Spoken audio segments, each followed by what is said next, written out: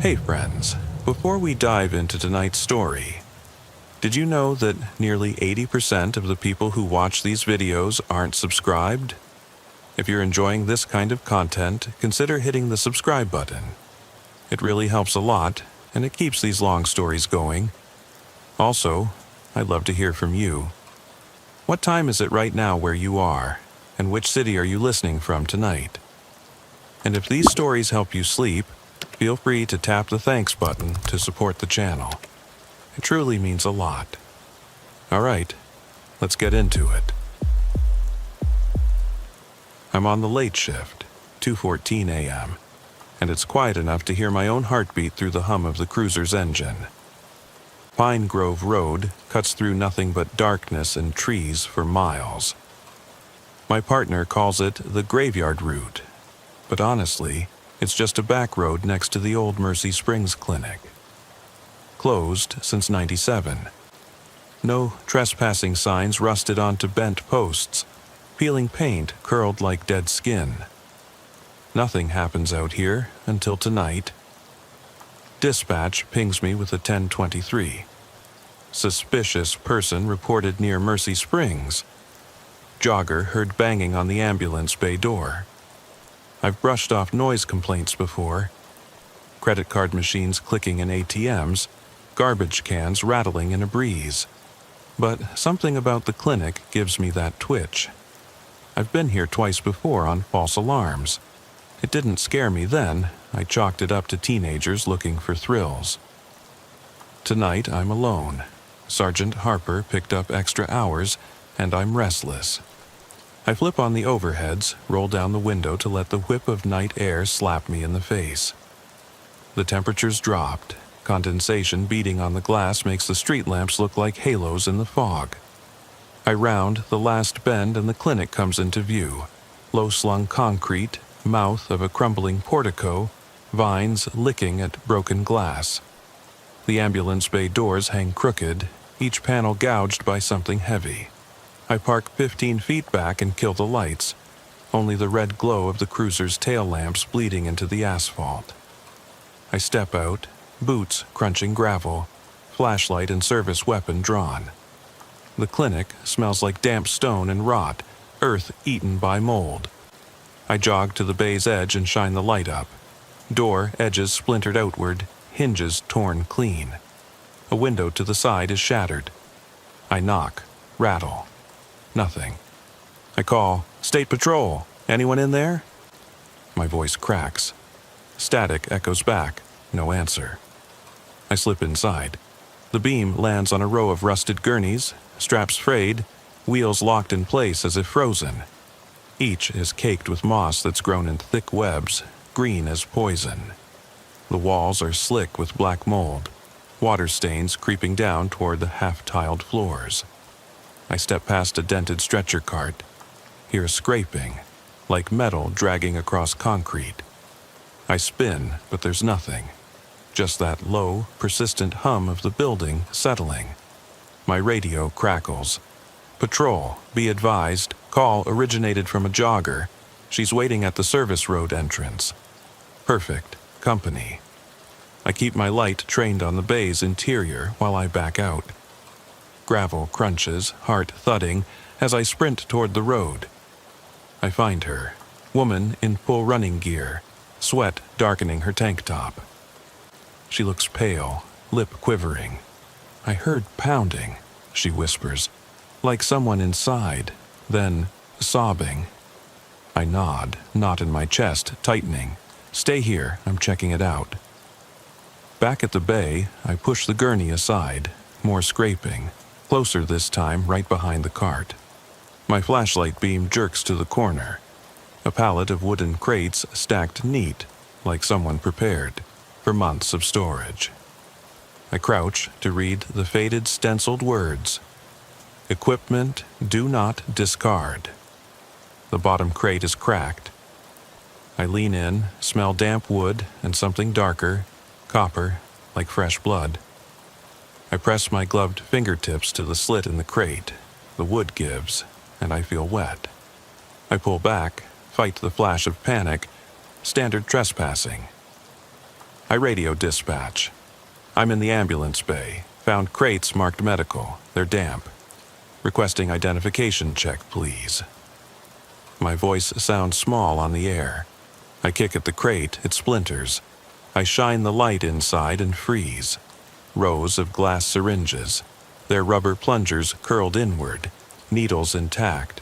But each tray is stained with a thick, dark residue. I lean in, avoid gagging. The scent is acid-sharp, like bleach mixed with iron. A single vial sits apart, upright, label scratched off. I cup my fingers around it, lift gently. It's empty, though it rattles like it holds something. I set it down. The floorboards behind me creak. I whirl, gun up, light dancing over the faded ceiling tiles. No one. Yet. I step back through the bay into the night air. The jogger is gone. No footprints, no crunch of gravel. My radio crackles. Patrol? But I don't answer. The emptiness wraps around me, thick and silent. I return to the cruiser, leave the bay doors open like I'll be back. The engine roars to life, and I sit, light on the bay spilling into the road, staring at those crates and the smell that clings to my gloves. I drive off, siren silent, mind trying to sort facts from fear. Teenage prank? Medical waste someone dumped? Does someone still come here in the night? I jot mental notes, return with backup. Evidence bag that empty vial, squared away file for ongoing trespass. But the truth is, I don't want to come back. Not yet, not alone.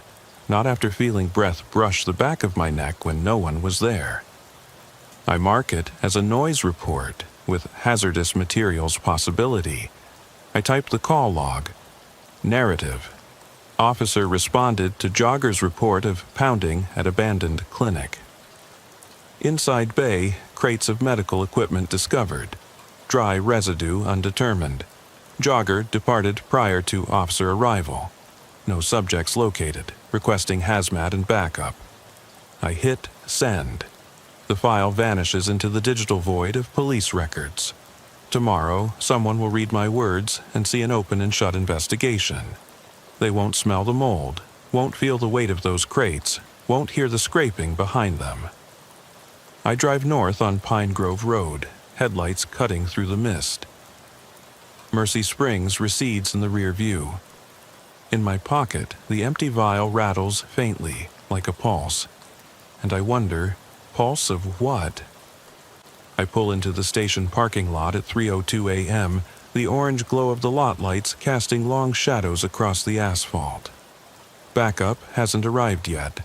Dispatch says they're tied up with a hit-and-run downtown. I slide out of my cruiser, flex my shoulders beneath the weight of duty belt, and push the bay doors closed on Mercy Springs. The metal grates shudder, screeching like fingernails on chalkboard. I flip off the overhead lights, leaving only the weak red beam of my taillights to mark the entrance. Inside, the station is sterile and humming. Computers blinking, dispatchers murmuring, coffee machines sputtering. I toss my keys on the console and unclip my flashlight. Sergeant Harper appears behind the counter, yawning. "What have you got?" he asks, voice thick as molasses. I spread my gloved hands, one spattered with mold spores, the other slick with that acidic residue. Crates of medical equipment in the ambulance bay, dry residue I can't ID. Runner reported pounding noises, but no one's there. Jogger vanished. Crate marked, "Do not discard." He narrows his eyes. Weird. Could be leftover supplies from decommissioning. There were 100 trucks hauling out gear back in '97. He taps at the keyboard, pulling up archived property receipts. Let's see. Mercy Springs decommissioned. They sold off surgical tools to 2 vendors. Everything else was incinerated. No crate listings. Nothing unaccounted for. A tremor of dread crawls up my spine. So who stashed this stuff? I whisper. The corridor lights flicker overhead. We exchange a look. He straightens. Hazmat crew should be here in 10. I'll ride with you back. He grabs his gear and falls in step behind me. The station doors swing open and we head into the night. We arrive at 3:47 a.m. The hazmat van's headlights carve arcs of light across the clinic's facade. Two techs in full suits unload gear: air pumps, sample vials, portable spectrometers. I lead them inside while Sergeant Harper secures the perimeter. The jogger never came back. No sign she left any footprints beyond her initial report. In the ambulance bay, the hazmat tech crouches by the cracked crate. His spectrometer hums, display flickering through chemical signatures. I keep my distance. The air tastes sour. He lifts a swab of the residue, slides it into a vial, and tags it.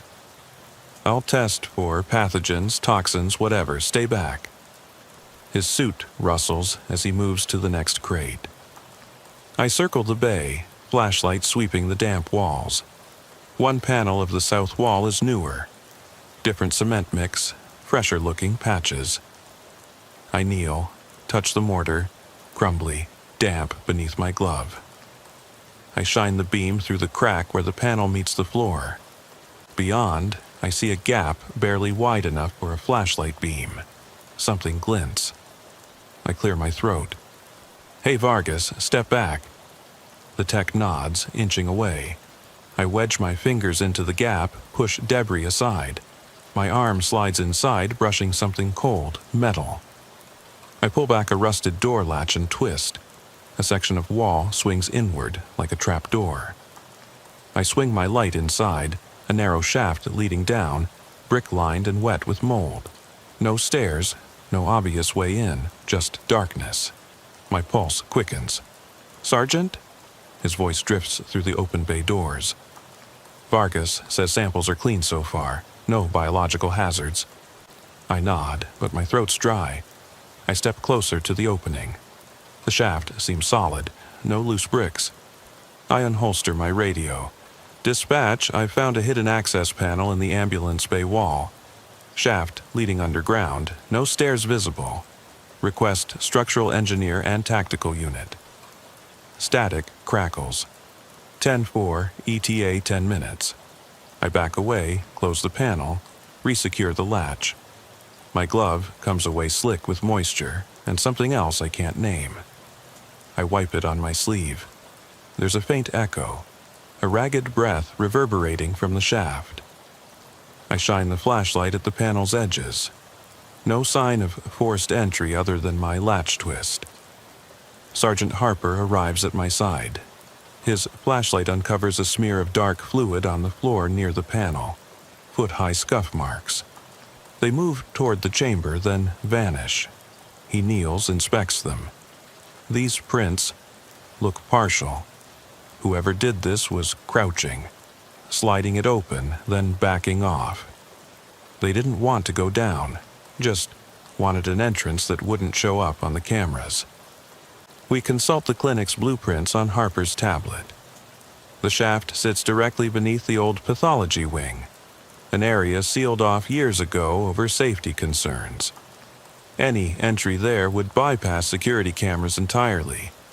We look at each other, unspoken dread pooling in our chests. An insistent buzzing draws our attention. The spectrometer's readout: unknown compound. "This is weird," Vargas mutters. "It's not any regulated substance in my database." He labels more vials, then zips his suit. "I'm sealing this bay until we get more info."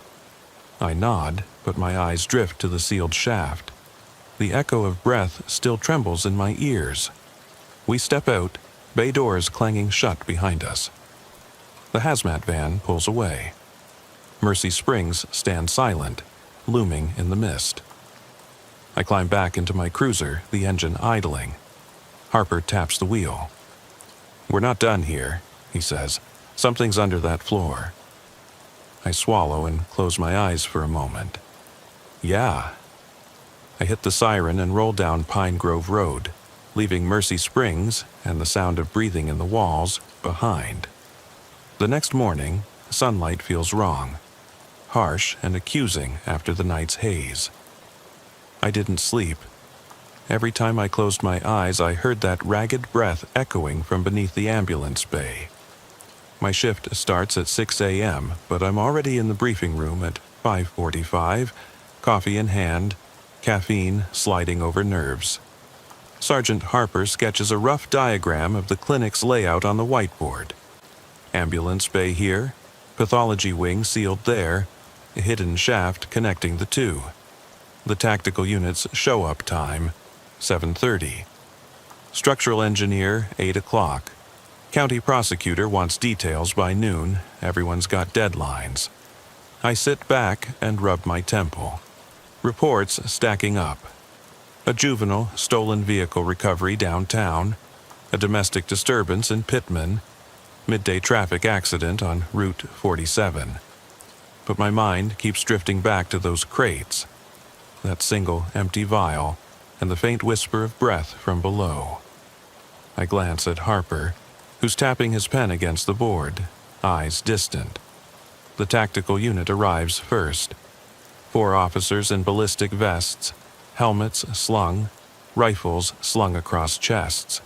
Their captain, Lieutenant McAllister, is all business. "What do we know?" he demands. I run through basics, trespass report, crude medical crates, hazmat tests inconclusive, hidden panel, possible subterranean access. He nods, then motions to his team. "We'll secure perimeters above and below. No one enters until structural is here." They deploy to the clinic with military precision. My cruiser follows slower, lights off, as a Harper and I trail behind them. The morning mist clings to the building's sides, and the clinic appears even older, its scars from decades of neglect more pronounced in light. Peeling paint, broken windows, rebar poking through concrete like exposed nerves. Inside the bay, McAllister's team has already taped the area off. White crime scene tape flutters in a draft that shouldn't exist. I snap photos of the panel area, the scuff marks, the residues, the faint impression of footprints on the smooth concrete. I can't shake the thought. Someone low enough to crouch, careful enough to hide tracks. I crouch by the bricked-up panel, test the mortar. It offers no give, no fingerprints, no chipped bricks. Whoever sealed this patched it professionally, like they didn't want anyone to know the shaft was ever there. Then the first tremor, a low rumble from beneath my feet, like metal groaning in protest. The tactical guys raise weapons. "Everyone stand clear," Lieutenant McAllister barks. We step back as the structural engineer, a bespectacled woman named Ruiz, sets up seismic sensors around the bay. She nods to her assistant, who taps readings on a handheld device. After a minute, she frowns. Someone's moving down there. It's faint, but consistent. She places a microphone aperture over the panel edges, a soft analog hiss. Then, breathing. Slow, deliberate, measured. None of us says a word. She straightens. They're alive, or something is. I swallow. My throat's dry. "What do we do?" She calls out to McAllister. "If you want visual, you'll need a camera snake. And possibly drilling. But whatever's down there, it could be fragile." He turns, nods to his sergeant. "Get that camera, and secure the door upstairs." 20 minutes crawl by as they prepare. The camera snake, an armored cable with a lens at the tip, pumps into the shaft. Its feed shows only darkness for the first 6 feet. Then the beam strikes something. Glimmering metal. The camera pans, catching a row of hooks affixed to the brick wall, each holding a tattered strip of fabric. Hospital gowns, white with age but stained and torn. The lens trembles. Then it settles on a space. A low-ceiling cell carved into the basement wall. The beam catches a cot frame, stripped of mattress, bent at odd angles.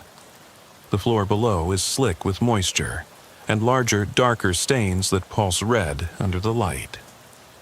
My pulse thunders in my ears. The camera tilts to one side, revealing an alcove. At first, I think I see a figure, a curled shape under a tattered gown. Then it shifts, a mannequin tossed aside.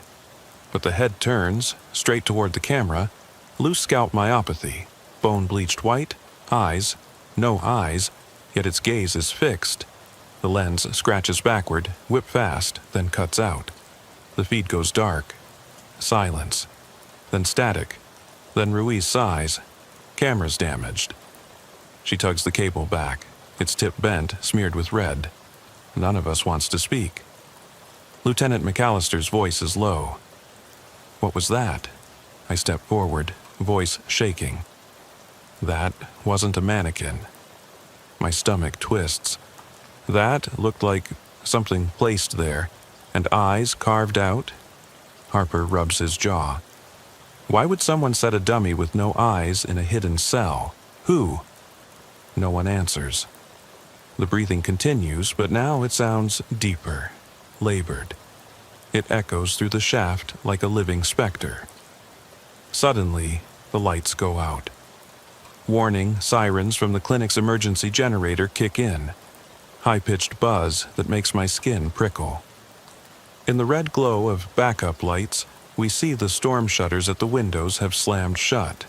No breeze, no operator, just metal doors clanging in unison. I grip my flashlight tighter.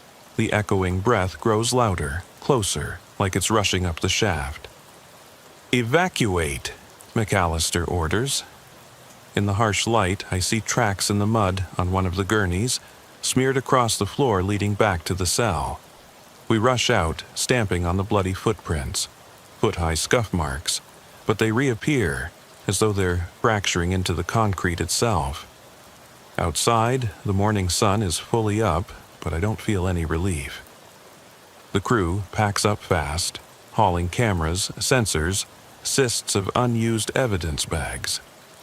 We step away from Mercy Springs, and I watch that shaft's sealed panel, now reinforced with a steel plate. Harper claps me on the shoulder. "That's all for now," he says, voice tight. "We'll return with a full warrant." I nod, but I keep my eyes on that wall, and on the hazmat markers still peeling off the crates behind us. As we load into the cruisers, I choke out, "Why were the gowns there?" "Who?" I trail off. No answer. We drive away, but the clinic remains, looming under a pale sky. In my pocket, the shapes of the camera bits graze my leg, cold reminders of something waiting down below. And I know one thing. We didn't hear the worst of it yet. We come back 2 days later, and the damp chill of Mercy Springs hits me like a fist in the gut. It's 5:30 p.m. Golden hour light slants through broken windows, but inside those corridors everything feels gray, muted. I sit in my cruiser eating granola bars, while Sergeant Harper speaks quietly with County Prosecutor Neal over the phone. The warrants signed, search and seize, everything inside. Evidence to be cataloged, no room for mistakes. I finish the bar, break off the last crumb. The taste is stale. I throw the wrapper in the cup holder and step out into the foyer. The morning's bustle has been replaced by afternoon's eerie calm. Dust motes drift in sunbeams, swirling around fallen ceiling tiles. I pull on latex gloves and jack inside for the squad. Harper follows, flashlight in one hand, duty pistol at his hip. Every step echoes, boom, boom, like someone walking with us, just out of sight. Lieutenant McAllister's tactical team is already inside the ambulance bay, rifling through the crates that remain. They're sealed behind crime scene tape, but the contents are being documented. Trays of glass jars, broken beakers, coiled tubing spattered with faded fluid. And that one vial, the empty green vial we recovered last week, sits alone, labeled Sample A. It rattles in its evidence bag like a heartbeat. I hear it and wince. "Officer Banks," McAllister calls, voice low. "We need to examine that panel again. Engineer Ruiz says she can reinforce the brackets so we can open it safely. We're breaking in tonight." He taps his black ops watch. "Once it's dark, we go in." I nod, because at this point no one else volunteers. We clear the bay, tape off a larger perimeter, half the clinic locked down. Residents 2 blocks away must be wondering why half the county's swarming this place. No matter, we need answers. I wander over to the hallway that leads to the sealed pathology wing. The door there is gapped slightly, serrated edges where the latch was forced. I run my gloved finger down the jagged steel, cold, rough, like a warning. I look up to the fluorescent lights dangling from wires, some flickering, some off entirely. The silence is fat, pregnant.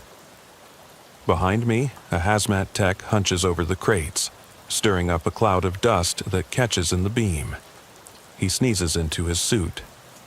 I step back. The residue on the floor is now swabbed and bagged. Unknown compound, sample B. It's going for lab analysis. Maybe it'll tell us what we're dealing with. But I feel it in my lungs. The smell of rot and bleach and something else I can't name. I cough, hack, swallow hard. Harper catches my eye. He tilts his head toward the shaft panel. I grip my flashlight handle tighter. Every time I think about that shaft, my heart hammers against my ribs. Who was down there? Whatever it was, the tape over the camera was smeared red. Not blood, something darker, thicker. I shudder. Lieutenant McAllister approaches with Engineer Ruiz, who's carried her toolkit in a weatherproof case. She unloads metal bracing, hydraulic spreaders, a battery-powered drill. "We're reinforcing this side first," she explains, pointing to the bay wall. "Then we'll support the bricks and open the hatch. But be warned, the shaft may not be safe to enter. We could collapse the floor if we're careless." McAllister nods. "Understood. Bring in the tactical medic and the rescue rig. No one goes alone." He looks at me and Harper. "You two stay at perimeter until we confirm it's stable. Then one of us will go down with cameras." I glance at Harper. His jaw is clenched, eyes grim. He nods once. We slip back into the corridor, back behind tape. From here, we're spectators. Guests at a crime scene that keeps its worst secrets in the underbelly. The afternoon drags. The drill whines, bricks scrape, metal groans. Every so often, Ruiz leans in to check levels. Sparks sputter from the drill bit. I count the minutes on my watch. 7 p.m. sunset, and Mercy Springs yawns in deep shadows. Finally, the new steel frame is in place. Ruiz wipes sweat from her brow. "Okay, ready on my mark." She sets her ear protection, counts down. 3, 2, 1. The drill bites into the mortar along the hatch's edges. Chunks of brick fall. A plume of dust rises. Then a metallic click. The panel shifts inward. A narrow wedge of darkness appears. The team around me holsters weapons and grabs flashlights. McAllister calls out, "Stack up!" He counts off. Medic, comms specialist, 2-point men, then the technologist with the camera snake. He slips on knee pads and grips the cable. No one breathes. We hear only the whine of the generator powering the drill, then silence as it shuts off. McAllister presses his hand against the hatch rim and lifts it fully. The panel swings inward with a groan. I see the lip of the shaft, crumbling brick beneath. The air that escapes smells fetid, like damp earth and old blood. The camera snake is lowered first. The lens flares into the shaft, illuminating slick walls blossoming with black mold. Water drips rhythmically from above, plink plink, into pooled puddles on a ledge 6 feet down. The beam sweeps slowly. The cot, gurneys discarded like toys, half-melted plastic tubing draped over hooks. The stained hospital gowns flutter as the cable moves. Then it stops. The lens focuses on a dark shape in the corner. At first, I think it's a shadow. Then it's unmistakable, a human body. Legs limply bent, ankles crossed, clothed in a tattered gown. The torso is slumped forward, head lolling. I feel bile rise in my throat. The image goes blurry, cable bumping into the cot frame. We hear the camera's motor straining as it tries to retreat. The feed cuts out. Rusted laughter bubbles in my mind. No one's human enough to laugh at that. It's the shaft's bloodshot joke. The hatch slams. Someone above moved it without command. Boom. The team is startled, shouts. What the hell? I sprint forward with Harper, guns drawn, flashlights swinging. The shaft is empty. Beyond the cot, the body is gone. No sign of it, no slick stains, nothing but the faint jade glow of the mold. A single hospital slipper lies on the floor, toes bent upward, sole scuffed, and that smell, stronger now, like something seeping up through the cracks. Harper's voice is fierce. Sweep it! Find whoever did this. Tactical guys split, moving up the corridor, guns up. We follow. The corridor stretches ahead in fractured light. The rustle of clothing, like someone fleeing through the service tunnel, bars our pursuit. Fragments of whispered words drift through the air. Go, pain, forget. But too low to make sense. We hit the service tunnel door. It's locked. No exit. Behind us, the bay is sealed. We're trapped in a labyrinth of broken tile and buzzing lights. The radio crackles. Officer down. The medic's voice calls for backup at the bay. We rush back. Lights flicker. Doors slam in the distance. At the bay entrance, Lieutenant McAllister is shouting into his radio, tension coiling in his shoulders. The medic stands over the collapsed figure of camera tech Alvarez. He's pale, breath shallow. Something grabbed him, the medic says. Felt cold, like metal teeth. Alvarez shakes, crawls away, eyes wild. McAllister barks orders, get him out, lock it down. Harper and I help carry Alvarez away. He mutters, it's down there, waiting, before he's whisked off. I stand at the bay threshold, gripping the hatch frame, staring down into the gaping shaft. The single slipper lies at the edge, smudged heel pointing toward the open panel. Rain starts outside, tapping on the roof. The flickering bay lights reflect off the puddles on the floor. And I swear, beneath the rain's steady drip, I hear the faintest thud of footsteps receding deeper, deeper into the clinic's guts. Tonight, we don't go back. We don't have a choice. We retreat. Because Mercy Springs won't give up its secrets easily. The unanswered things, rotting bodies, scrambled messages, that half-formed gasp of air remain below where the shadows feast. We drive out in silence. The clinic stands behind us, battered and breathing, its corridors hungry for the next soul to wander in. And I know the slipper won't stay alone for long. Someone, or something, will collect it and carry weeping echoes into the dark. I don't remember sleeping that night, or if I did, it was restless dreams of peeling paint and whispers crawling through ventilation shafts. At 4:26 a.m., my phone buzzed, Sergeant, Harper's name flashing. We found something. My heart thudded as I bolted upright. I texted him back, heading in.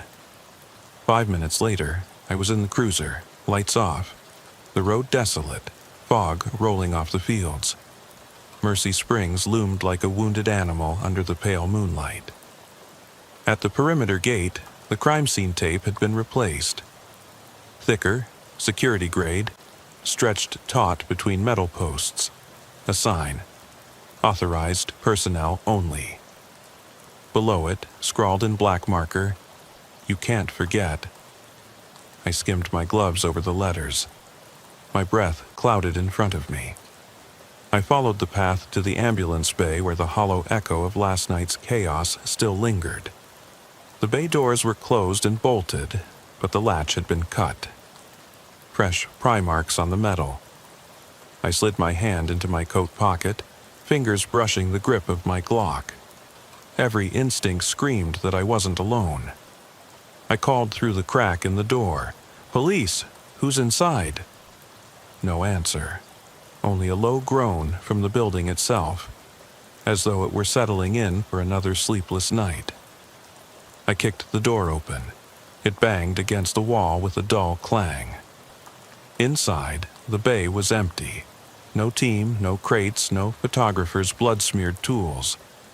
The only light came from my flashlight, carving circles into the darkness.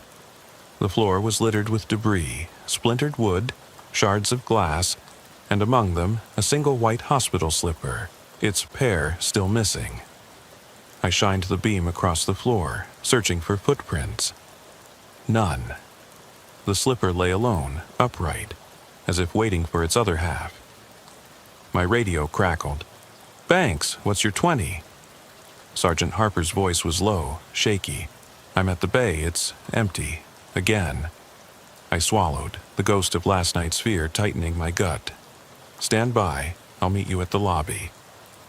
I stepped past the bay into the main corridor, faded vinyl tiles beneath my boots, half covered by peeling linoleum. The air tasted damp, metallic. I moved through the hallway, past rooms I'd never enter willingly. Pediatric ward with small beds rusted and snapped, peeling murals of cartoon animals dangling from the walls, their colors faded to ash. The farther I went, the colder it got. My breath fogged in front of me like I'd wandered into a freezer. Around the corner, I saw footprints in the condensation on a door marked "Restricted."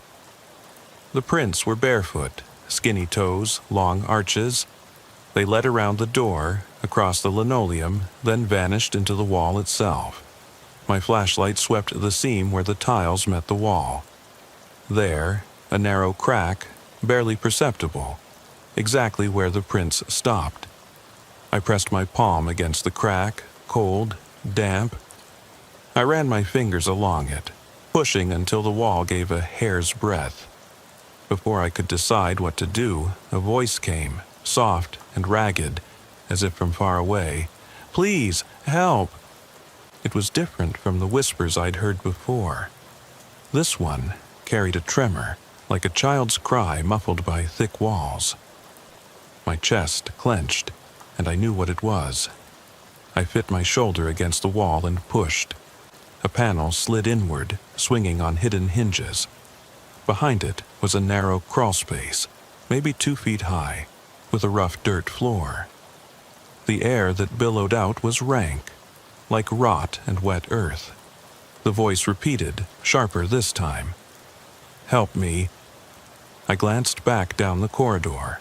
The slipper lay at the bay's mouth, glowing white in the dark. And somewhere in the distance, I heard the slow creak of a gurney wheel turning. It was subtle, just a sigh of metal against concrete, but it carried intent. I drew my weapon and slipped into the crawlspace, pulling the panel shut behind me. The crawlspace was tight, dirt walls and low rafters coated in mold. My flashlight beamed ahead, revealing a sloping tunnel that descended at a 10-degree angle.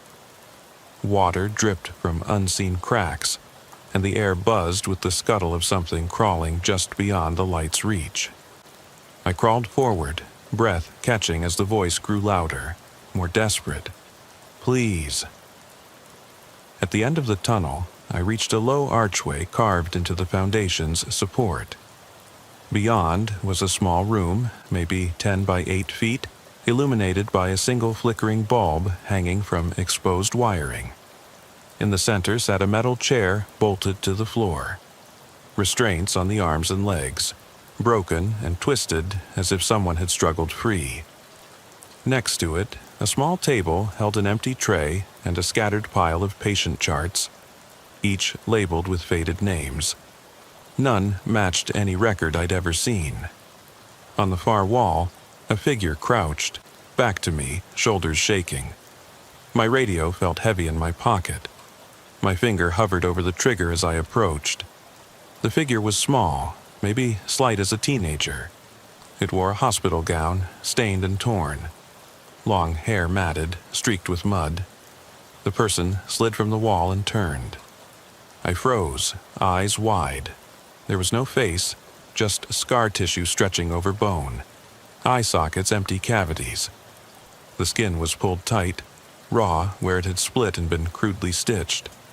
It held out a bony hand, its nails jagged.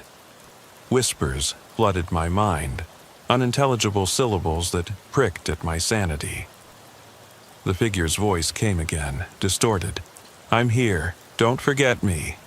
My heart hammered. I dropped to one knee. "Officer Banks," I said, voice trembling. "I'm here. You're safe now." But the figure didn't move. It stood perfectly still.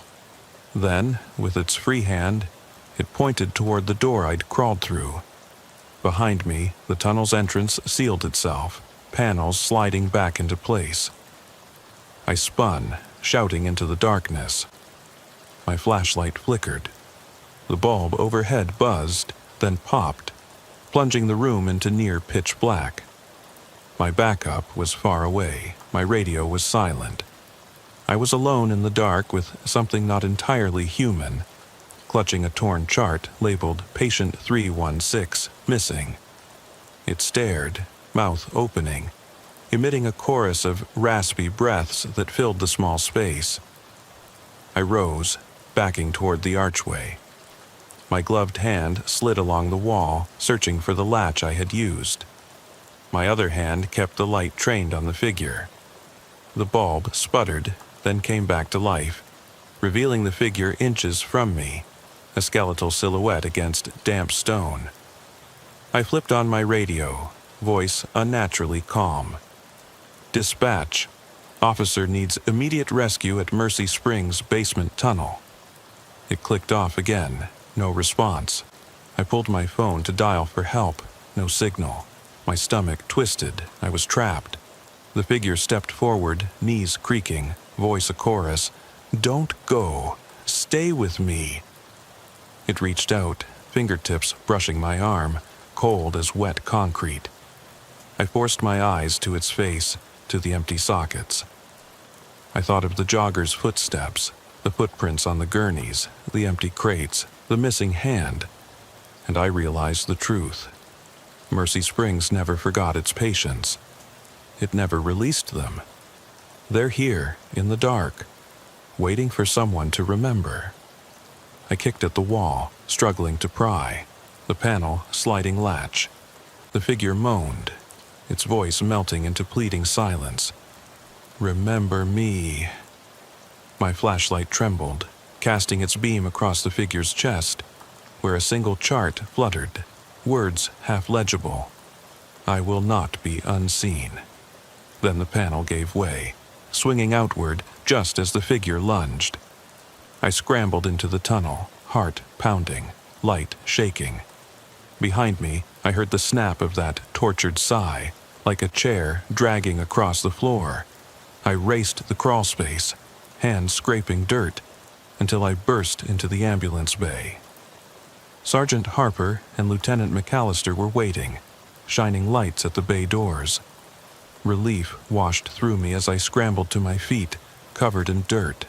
They yanked the doors open and I tumbled into the cold night air. "Got you!" Harper shouted, grabbing my arm. I gasped for breath. The team poured through the entrance, weapons drawn, scanning the bay. But it was empty. No tunnels, no cages, no patient charts. Just that one slipper, lying on the cracked floor where I'd first seen it. The other was still missing. I sank to my heels, exhausted. They wrapped me in a blanket. The jogger always called these noise orders. I realized now they were cries for help from the forgotten. Mercy Springs wasn't just abandoned, it was haunted by what we left behind. The final image burned into my mind, that faceless patient, pointing to the latch, whispering, "Don't forget me." Everything after that night is a blur of bright lights, antiseptic smells, and voices that don't belong to me. I woke up strapped to a gurney in the county hospital. EMTs said I'd collapsed from dehydration and shock in the ambulance bay. My head throbbed, memory frayed at the edges. They patched my scrapes and tested me for toxins. Nothing showed up. When I asked how I got there, they said I was found curled against the bay doors, muttering about missing patients. They sent me home with orders: rest, follow-up, and, most importantly, a debrief with internal affairs at 8 a.m. the next day. They washed the crawlspace walls, bricked up the panel, and sealed the tunnel entrances. Evidence tags slapped over every room's door. A contractor team poured fresh concrete at every suspected entrance. Mercy Springs looked even more lifeless. I stayed upstairs in the fluorescent glare of IA's interrogation room, replaying my words to two blank-faced agents. "Officer Banks, you're describing events that leave no trace," one scribbled. "Basement searches, and you claim a panel opened itself. No video, no footprints. What are you hiding?" I leaned forward. "I'm not hiding anything. I paused, the weight of that thing's plea in my ears. I saw someone in a hospital gown, stitched, eyes gone, patient charts, a chair with restraints, cryptic messages, 'I will not be unseen.'" They exchanged glances. The lead agent closed his notebook. "No records of any tunnels. No missing person investigations tied to Mercy Springs since '97. This building's been vacant. You're a good cop, Banks, but if there's no evidence, it didn't happen. Understand?" I nodded, throat tight. They let me go. I left the station, wondering if they thought I'd lost my mind. My cruiser's engine rumbled to life, the dash clock reading 9:45 a.m. I drove past Mercy Springs on my way home. Its walls scrubbed clean, windows boarded, a new sign posted, "Proposed demolition site." I blinked. The bay doors were welded shut, no evidence of hinges. No trace of last night's slipper or scuff marks, just brick and metal. In the weeks that followed, I checked the records. Demolition permit filed 3 days ago. The building's on the schedule for next month. No mention of any homicide, no hazardous waste violation, nothing in the logs beyond routine maintenance requests. I asked Harper. He told me county higher-ups got nervous, lawyers pushing to close the case. "They want this place gone," he said, voice low. "No one wants those patients coming back to light." I tried to erase it, burned the photos of the shaft, deleted the vial sample from my home safe. But every night when I lay down, I see that faceless figure in the dark. I hear that rasping plea, "Remember me," and I feel the cold hand dragging along my skin. About 2 weeks ago, I was dispatched to check on a vandalism report.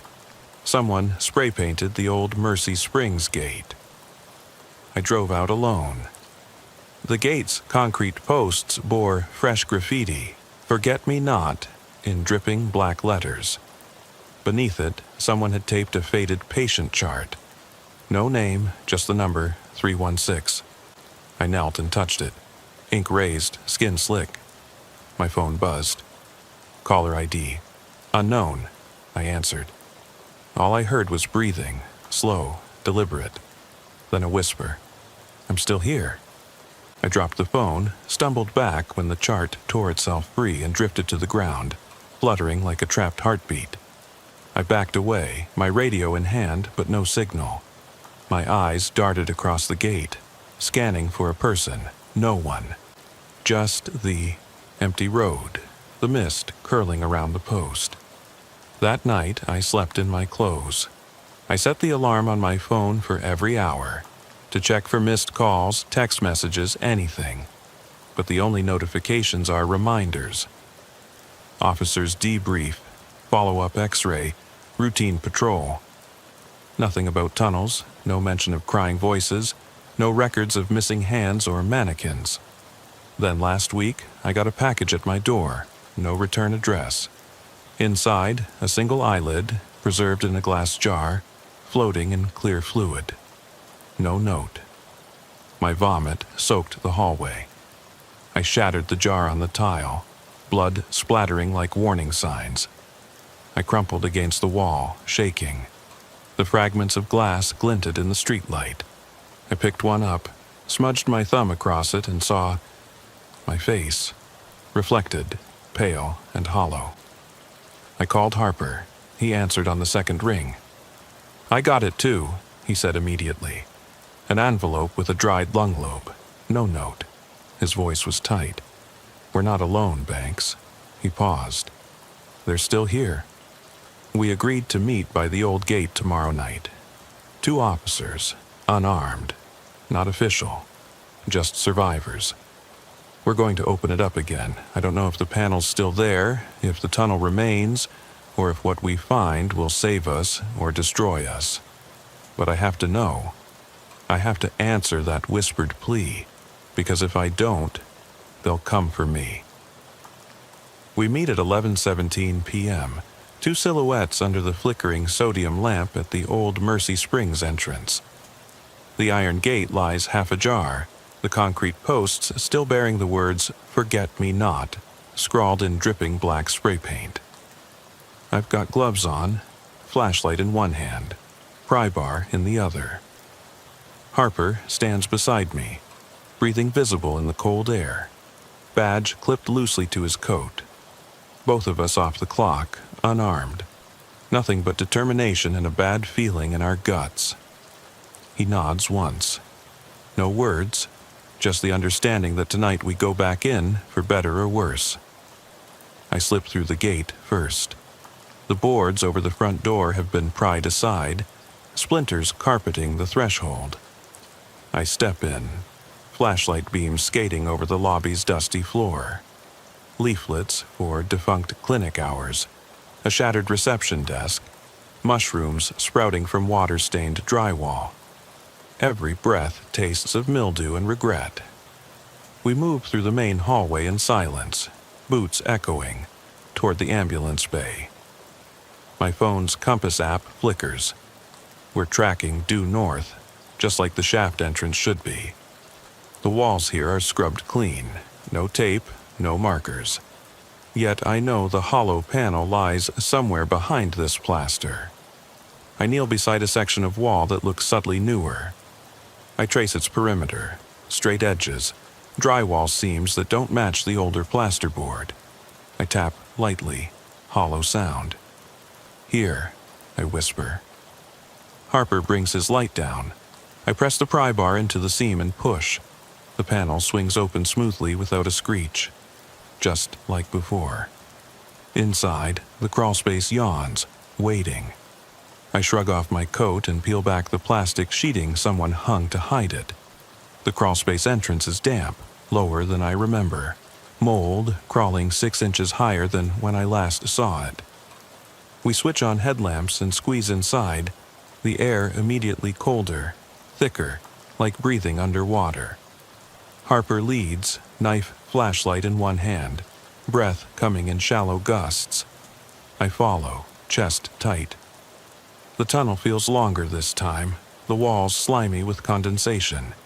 Each drip echoes in the beam's cone. Something shuffles ahead, a scurrying that could be rats or something else. Harper halts. "Did you hear that?" he rasps. I nod. We press on at a walk, boots disturbing loose earth, until we reach the low archway into the hidden chamber. I shine my light inside. The metal chair with its broken restraint sits in the center, empty. The table is gone. Patient charts no longer litter the floor. Instead, one chart hangs from a nail in the far wall, swinging gently, like a pendulum in slow motion. Its number, 316. The same as before. But now, beneath the number, A date is scribbled in fresh ink. May 30th, 2025. Tonight's date. Harper's breath catches. He points to a second chart pinned beside it. Officer Banks, with my badge number and the time. 11:17 p.m. Beneath that, in a different hand, a single line. Thank you for remembering. My head swims. I step closer. The chart is thick with moisture, edges curling. I reach out, fingers grazing ink, cold, wet. I recognize my own handwriting on the lower edge, the initials I scribbled when I logged the first crate. But the main entries were blank until now. I pull the chart down and unfold it fully. My name, my home address, the date I was born, and a new entry. Now, part of Mercy Springs. A low creak makes us both spin toward the tunnel entrance. The panel we entered through is now sealed solid, no seam, no hinges. It's as though the wall swallowed itself. The only exit is back through the chamber's doorway, but that arch is walled in, bricks fresh, mortar still damp. When did this happen? How? Harper lunges at the wall, fists pounding, dust plumes. He yells, "Let me through!" The bricks don't budge.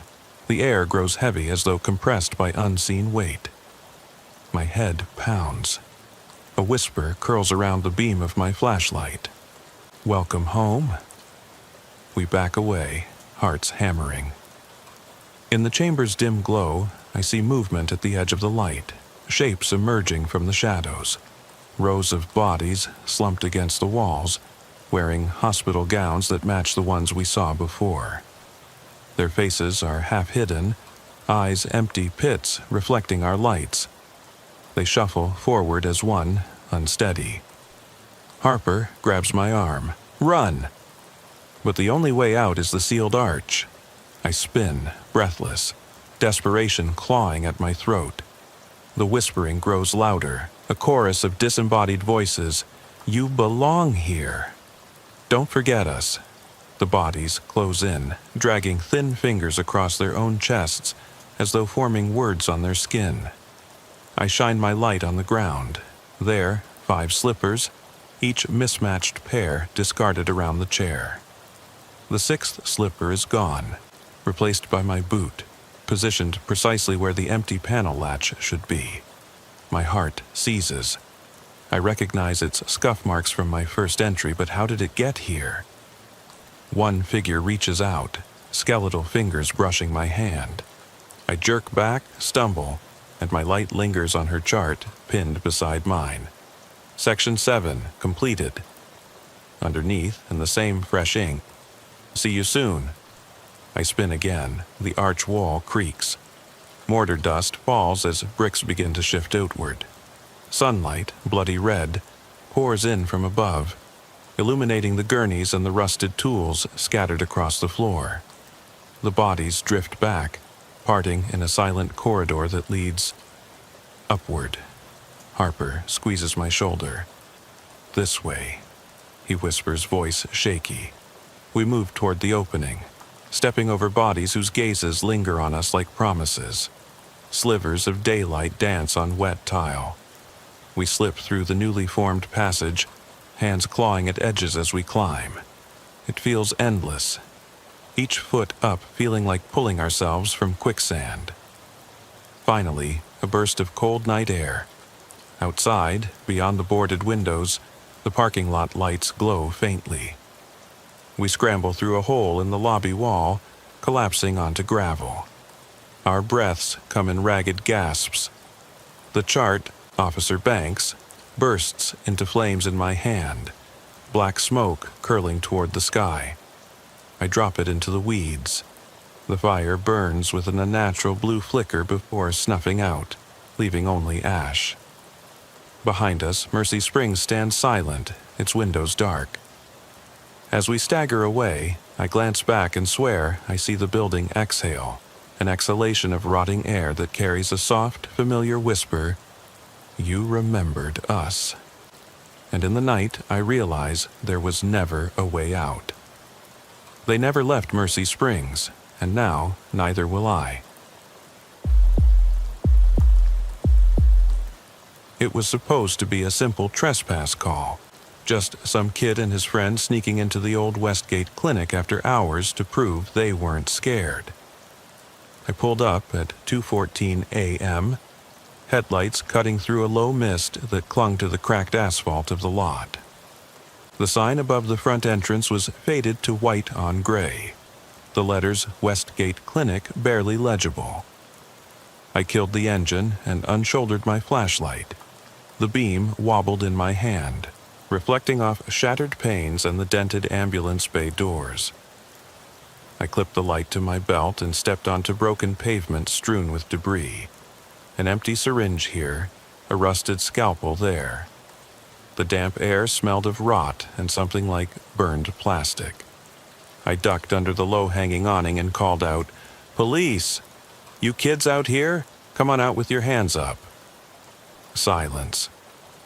The only reply was the echo of my voice bouncing down the hallway beyond the main doors. I forced the front door open. It had been propped ajar by someone's boot. Inside, the foyer was cavernous. Peeling tile walls, half-melted ceiling tiles hanging like lazy clouds, and a reception desk overturned, drawers spilling yellowed forms. My boot scuffed along the linoleum, and I realized the predators of silence here weren't animals. They were memories. I flicked on my flashlight and started down the corridor where I'd seen the infrared flicker of a camera in the security office. A dozen doorways led into examination rooms. In one, broken exam tables were littered with pieced-together charts. The patient's name block was gone. The writing beneath, once pristine cursive, was smeared. I lifted the chart and saw a date, September 12, 1997. The ink was red. I closed it. Faint clicks echoed ahead, like fingertips strumming along metal. My heart kicked. I drew my sidearm and edged forward, counting steps. Past the nurse's station, I came to the broken glass of the psychiatric wing entrance. The security keypad was cracked. Wires dangled. Someone had ripped it off the wall. Behind that, the hallway stretched long and dark, the floor littered with shards of fluorescent bulbs. I smelled mildew and something sweeter, like antiseptic mixed with decay. A door at the end cracked open with a groan when I passed, as if pushed by a breath. I froze. "Come out," I called, voice brittle. My breath fogged in the air. Crackling whispers slithered through ventilation shafts overhead. I could almost make out words. "Here, please." But it wavered, gone in an instant. I holstered my weapon. My hands shook too badly to aim straight, and stepped into the room. It was an old trauma bay, gurneys on either side, their wheels rusted like tombstones.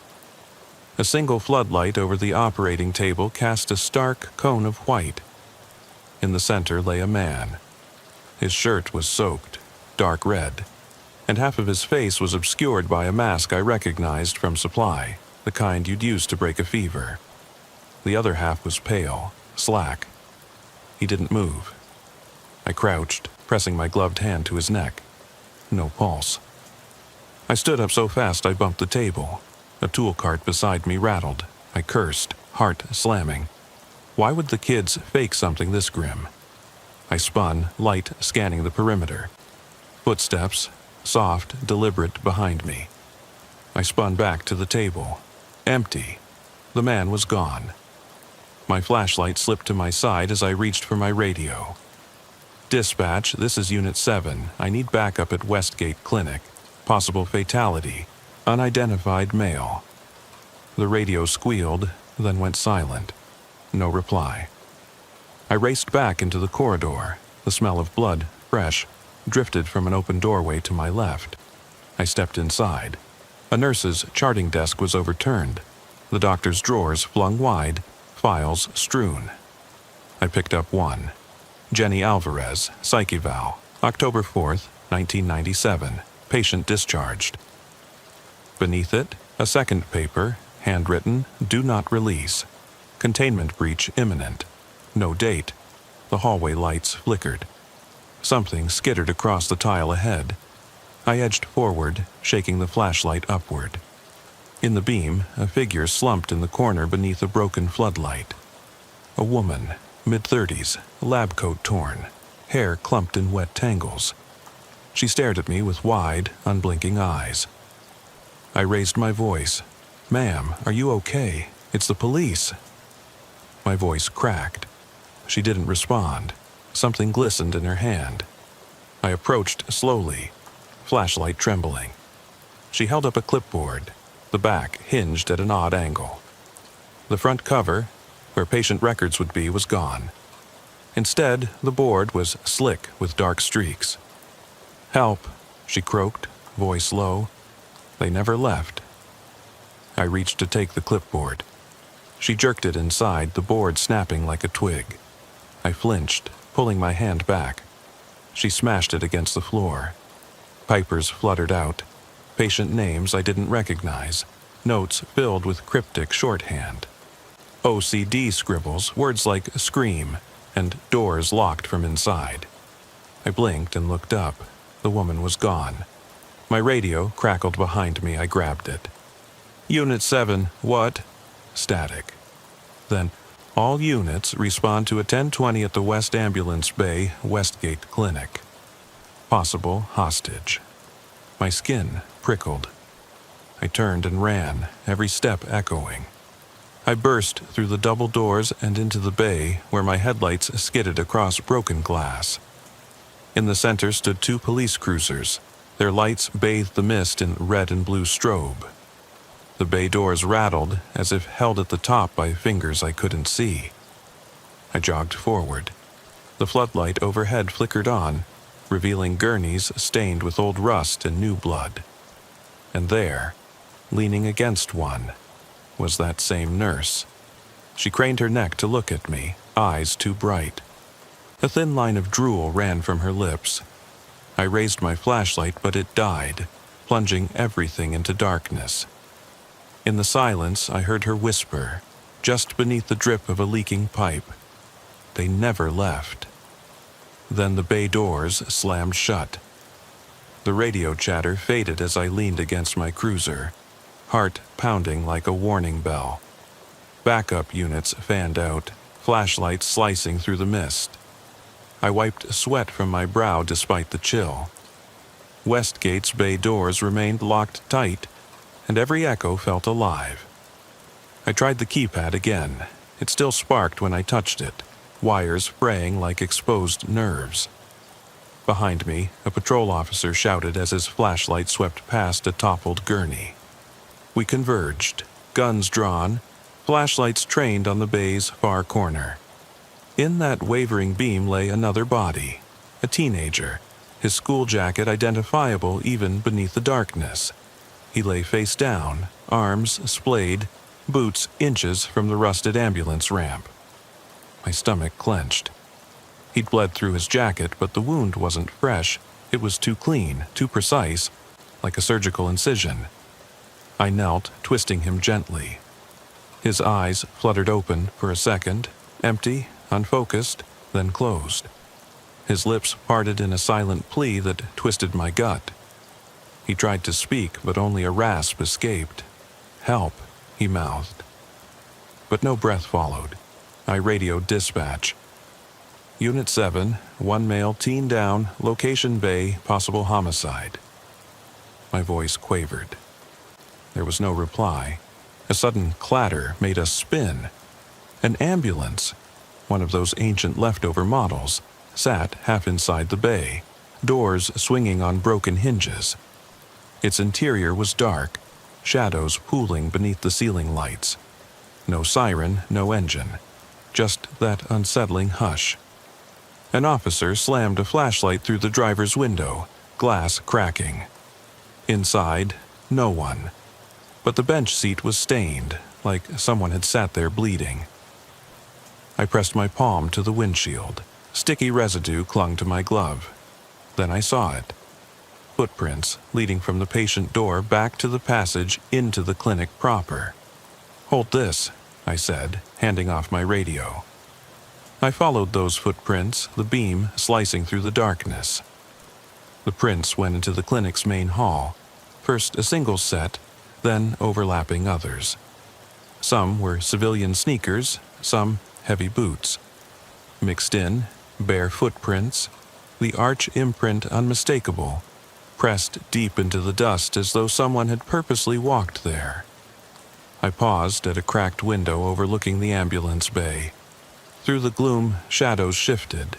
2 figures stalking along the outer wall, disappearing into the darkness. They moved too deliberately for trespassing kids, more like predators tracking prey. I backed away and ducked through the clinic doors. Down the hall, lights flickered on their last breaths.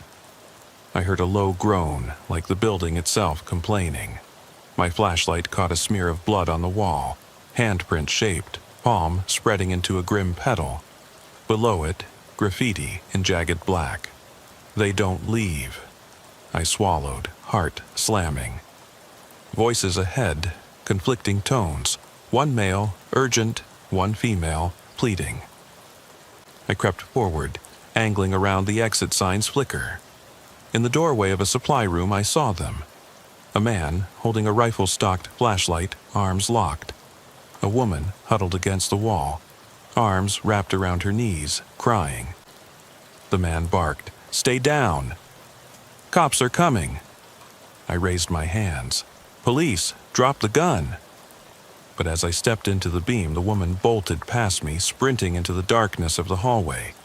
The man hesitated, then swung his flashlight rifle toward me, finger on the trigger. "Officer," he shouted, voice tight. "She'll kill herself if she sees anyone. She's hurting. Please, help her." His eyes flickered between me and the door she'd vanished through. I holstered my sidearm, stepping forward slowly. "What's she done? Why is she out here?" He shook his head. "It's not her fault. She found something. Something they left behind." Before I could ask more, another roar echoed from deeper inside, a mechanical clang like a gurney rolling down a ramp. We both spun. The hallway was empty, but the noise continued, receding.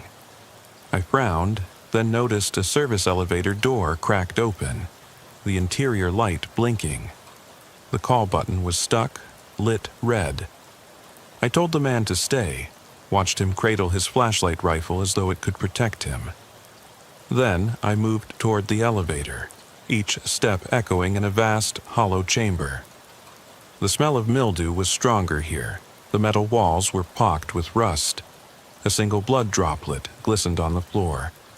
I leaned in, no one inside, but scratched into the metal plate on the door jamb was another message. "Doors locked from inside." My breath caught. That could only mean someone was trapped in there, alive, or had been. I reached to close the door, planning to reach in when the elevator jolted. The cables groaned, sparks bursting from the ceiling of the shaft.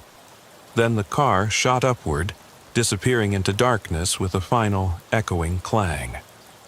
I stumbled back, heart in my throat. The hallway lights died entirely, plunging me into inky black. I fumbled for my flashlight, clicked, but nothing. From somewhere above, the hum of electricity faded to static, then silence. My radio blared to life. "All units, west entrance, 5 possible down." And then, "No visual yet, stay alert, over." The beam of a distant searchlight swept through a window at the hall's end. I hurried toward it, passing a cracked patient room where the mattress lay shredded, springs exposed like ribs. Every door I checked was empty, until I reached the last one on the right. Inside, the wall-mounted lamp still glowed. Beneath its flicker lay the woman. She sat on the floor, back against the door, knees drawn up. Her hair fell like water over her face. In her lap, a heart monitor, its green line jagged and dying, powered by some long-dead battery. She stared at me, expression blank. I crouched. "Ma'am, are you okay?" My voice shook. She tilted her head, lips parting. Then she whispered clear as day, "He never left." I froze. She repeated, voice hollow, "He never left." And then she smiled. I heard distant sirens. I scooped her into my arms, pressing my radio to call medics. But even as her body went limp against me, I couldn't shake the line ringing in my ears. He never left. I carried her out. Light flooded the corridor as backup swarmed in. Faces blurred, questions jostled in my mind. Who was he? Why did she think he was still there? And what had we missed in that clinic's shadows?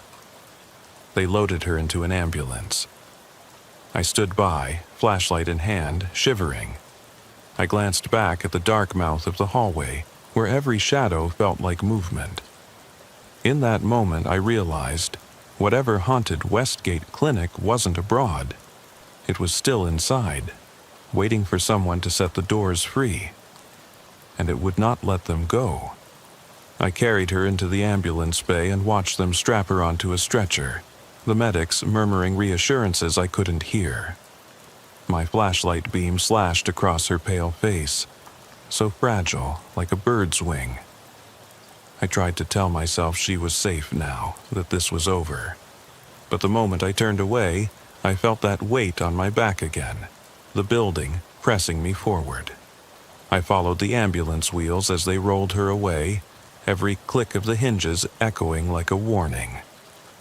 By the time I reached the wrecked floodlight, only its frame remained, swinging in the wind. I bit back a curse, holstering my empty flashlight, and radioed in. Unit 7 to dispatch. Subject down. Possible hostage turned patient. Bay clear. Silence. No reply. The radio crackled once, then went dead. My chest tightened. I should have felt relief. Instead, I felt stranded in some half-world between the living and the long, silenced halls of Westgate Clinic. Backup was thinning out. A couple of uniformed officers were corralling the neighborhood kids who'd gathered behind the police tape, faces pale in the strobe lights. The man, who'd held a flashlight like a rifle, was being led away in handcuffs. He kept telling anyone who'd listen that he'd only come to find his sister, that she worked here decades ago and never left.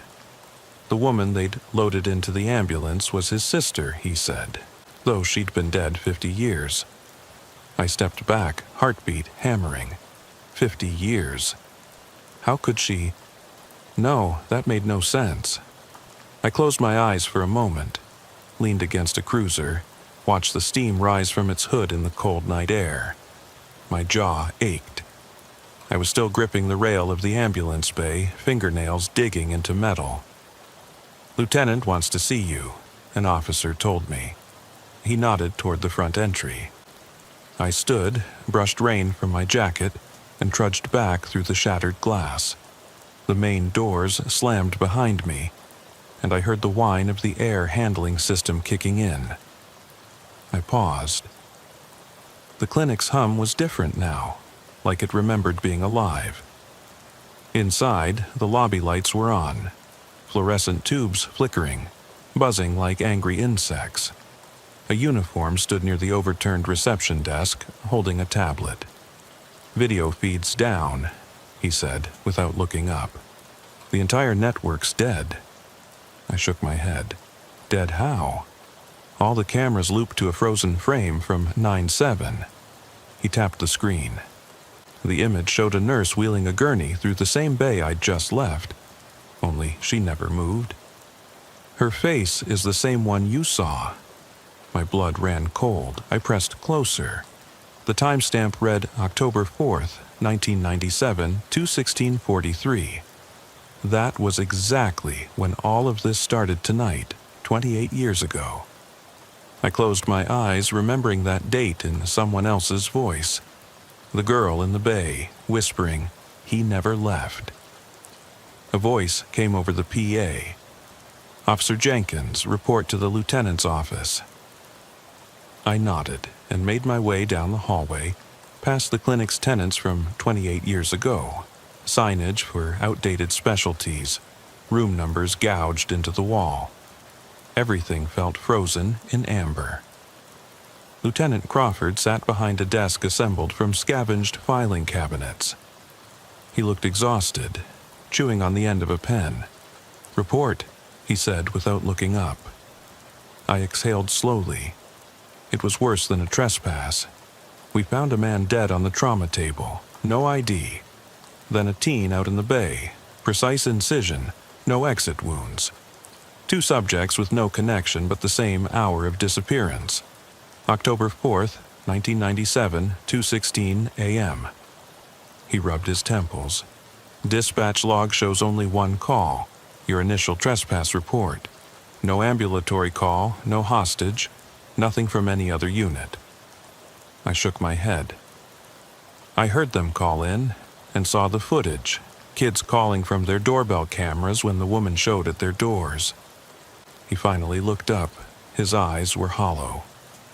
All those logs, calls, footage, deleted, scrubbed clean.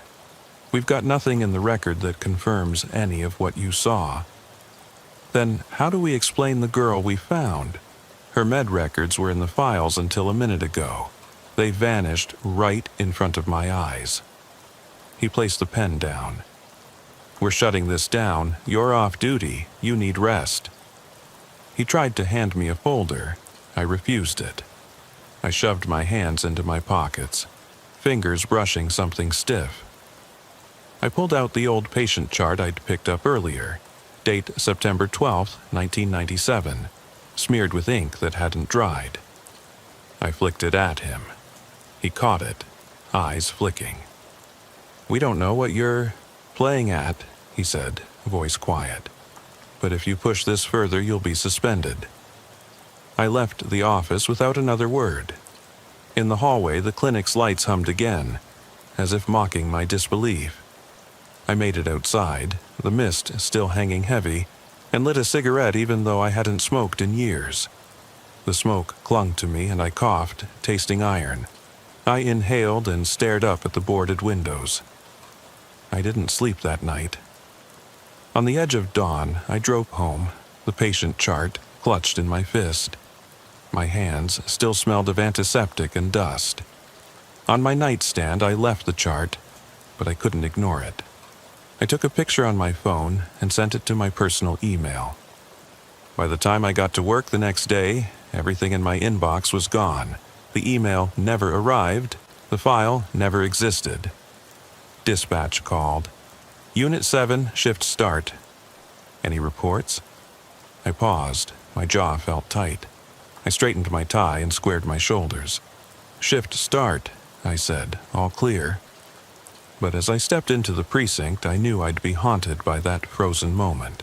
A nurse, motionless on a gurney, the date, September 12th, 1997, and a whisper echoing down a corridor. He never left, and neither would I. My nightmares didn't end when I clocked back in. I woke in my patrol car, head against the wheel, heart pounding, every muscle coiled for flight.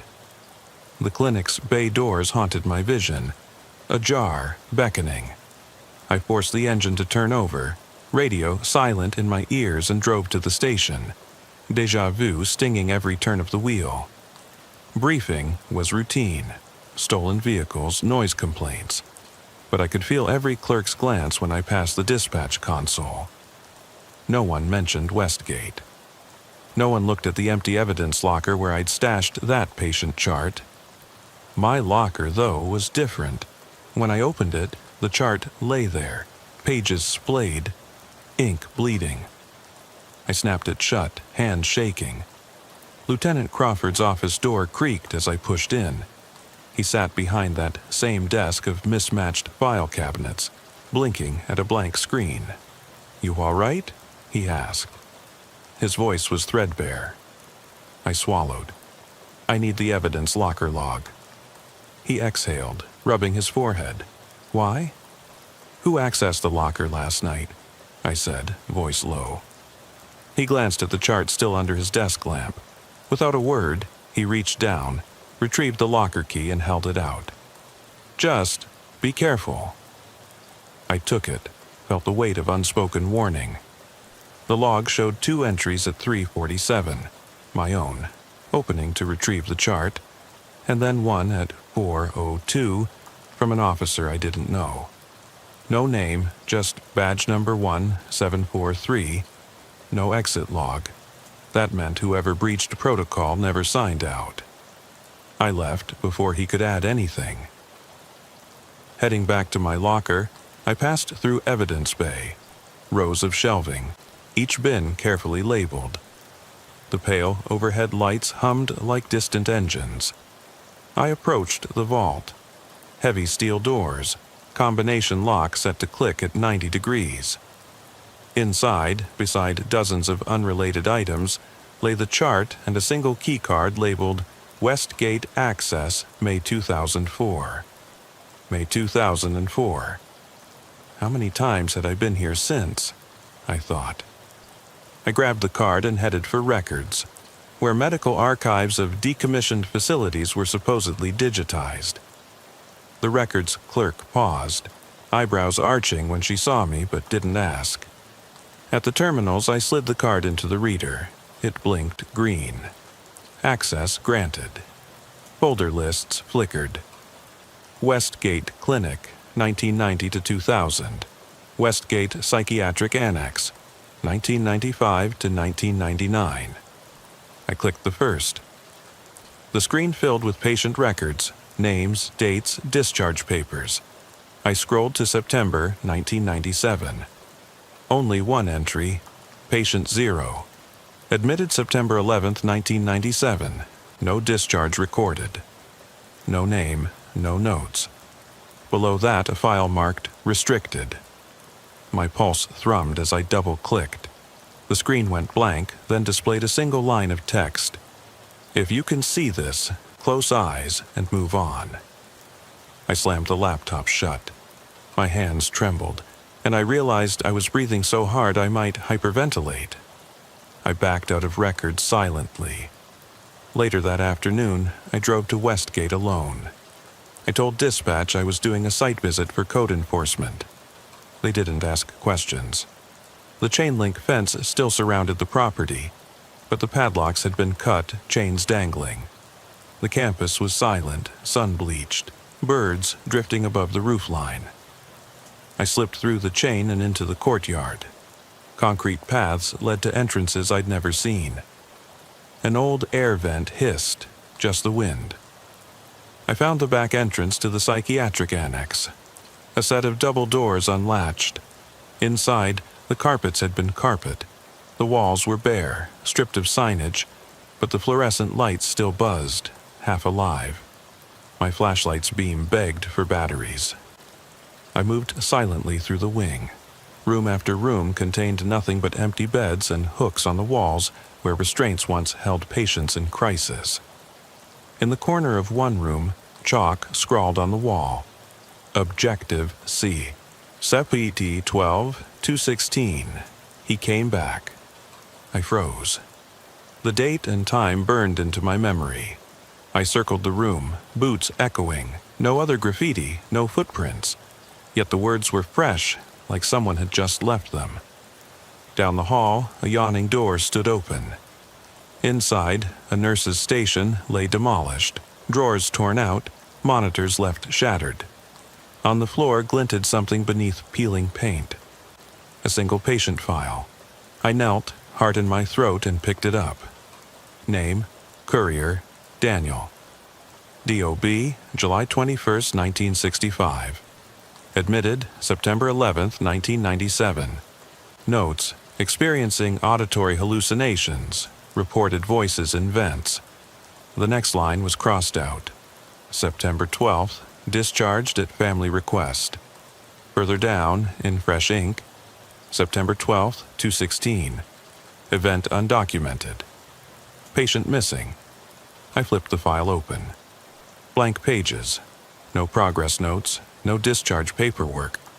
How could a facility discharge without records? A low moan tore through the corridor. I stood, jaws clenched. The air grew thick, hot.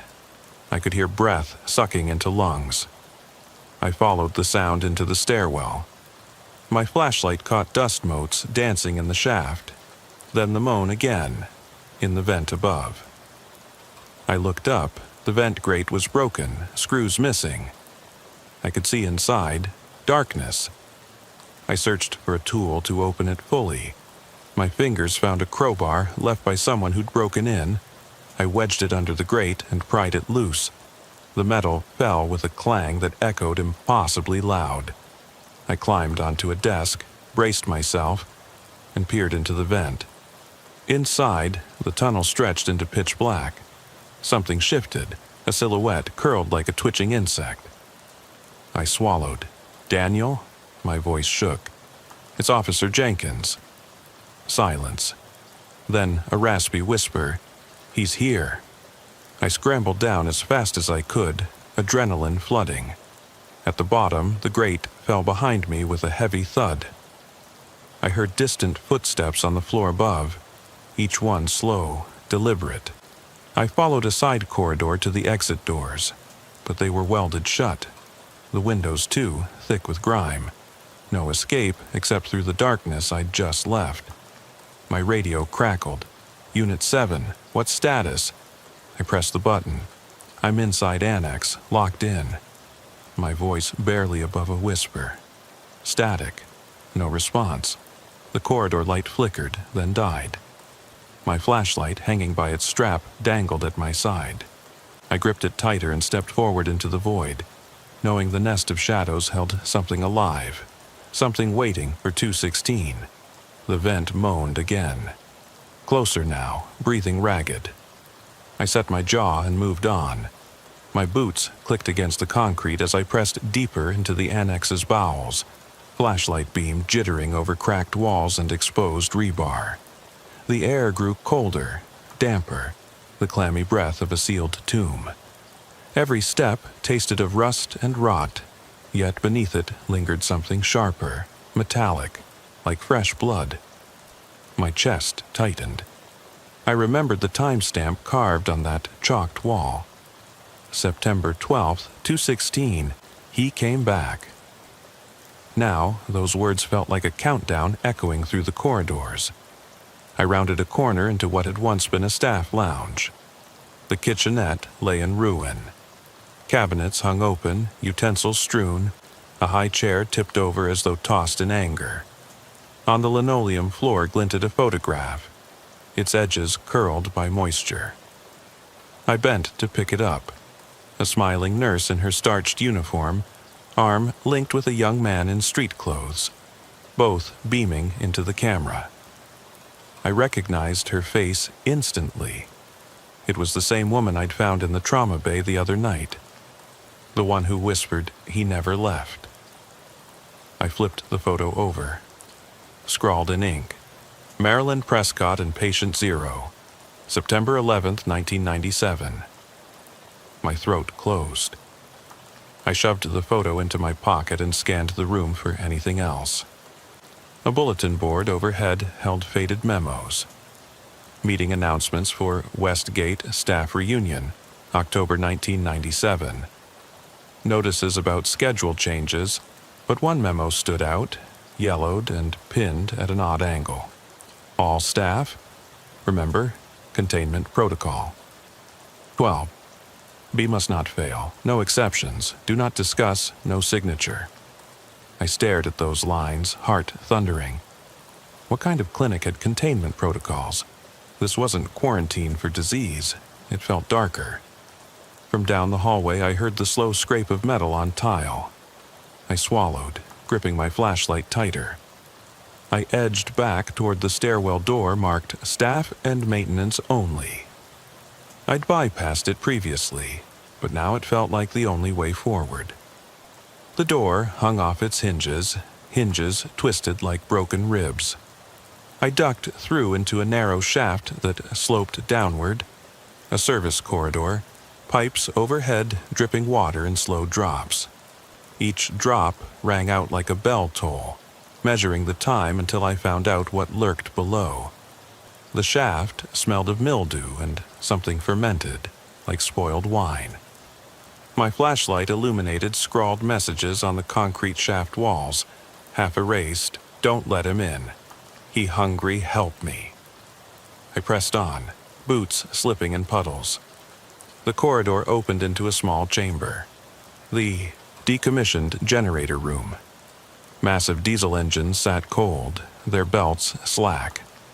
Oil-stained floors showed footprints in shifting patterns, some human, some slight and bare. A lone desk lamp lay on a control panel, its bulb cracked. I lifted it, still warm. Someone had been here recently. A soft voice whispered behind me. I whirled, flashlight carving through steam. A shape emerged. The man with the flashlight stock, the one who claimed the woman was his sister. He blinked, eyes glazed, standing in a doorway half covered by steam. In his hand, he held an old file folder labeled Prescott, Maryland. "Officer Jenkins," he rasped. "He's in the ducts." His voice wavered. "They never left. The vents. They listen." I took a step forward. "What vents? Who?" He shook his head violently. "The whispers. Marilyn heard them. Voices calling. He crawls in the shafts, comes back as them." His face contorted, equal parts fear and conviction. Containment failed here. She opened the hatch. He pointed up, and I followed his finger to a grated ceiling panel clamped by heavy bolts. I climbed atop a generator, prying one bolt with my multi-tool. The grate slid open with a groan, revealing a pitch-black tunnel. The stale air from within pressed against my face like a wet cloth. I flicked on my light. The beam vanished into smoke. Then, deep within, I saw movement. Jerking, reflexive, as though something clung to the ceiling, skittering. My heart pounded. I looked back at the man. "We need to see." He hesitated, then nodded, leading me to the edge. I shone the beam up into the tunnel. At first, I saw only dust motes drifting past the opening. Then, farther in, a figure hung inverted, a silhouette of limbs folded like a contorted doll. Its head lolled, long hair brushing metal. Light flickered on something metallic in its hand, a scalpel, gleaming. I swallowed and raised my voice. "Hey!" The sound echoed back in distant clicks, as though the tunnel itself was mocking me. The shape jerked. I watched its arms thrash, the scalpel clattered against the grate. Then it dropped.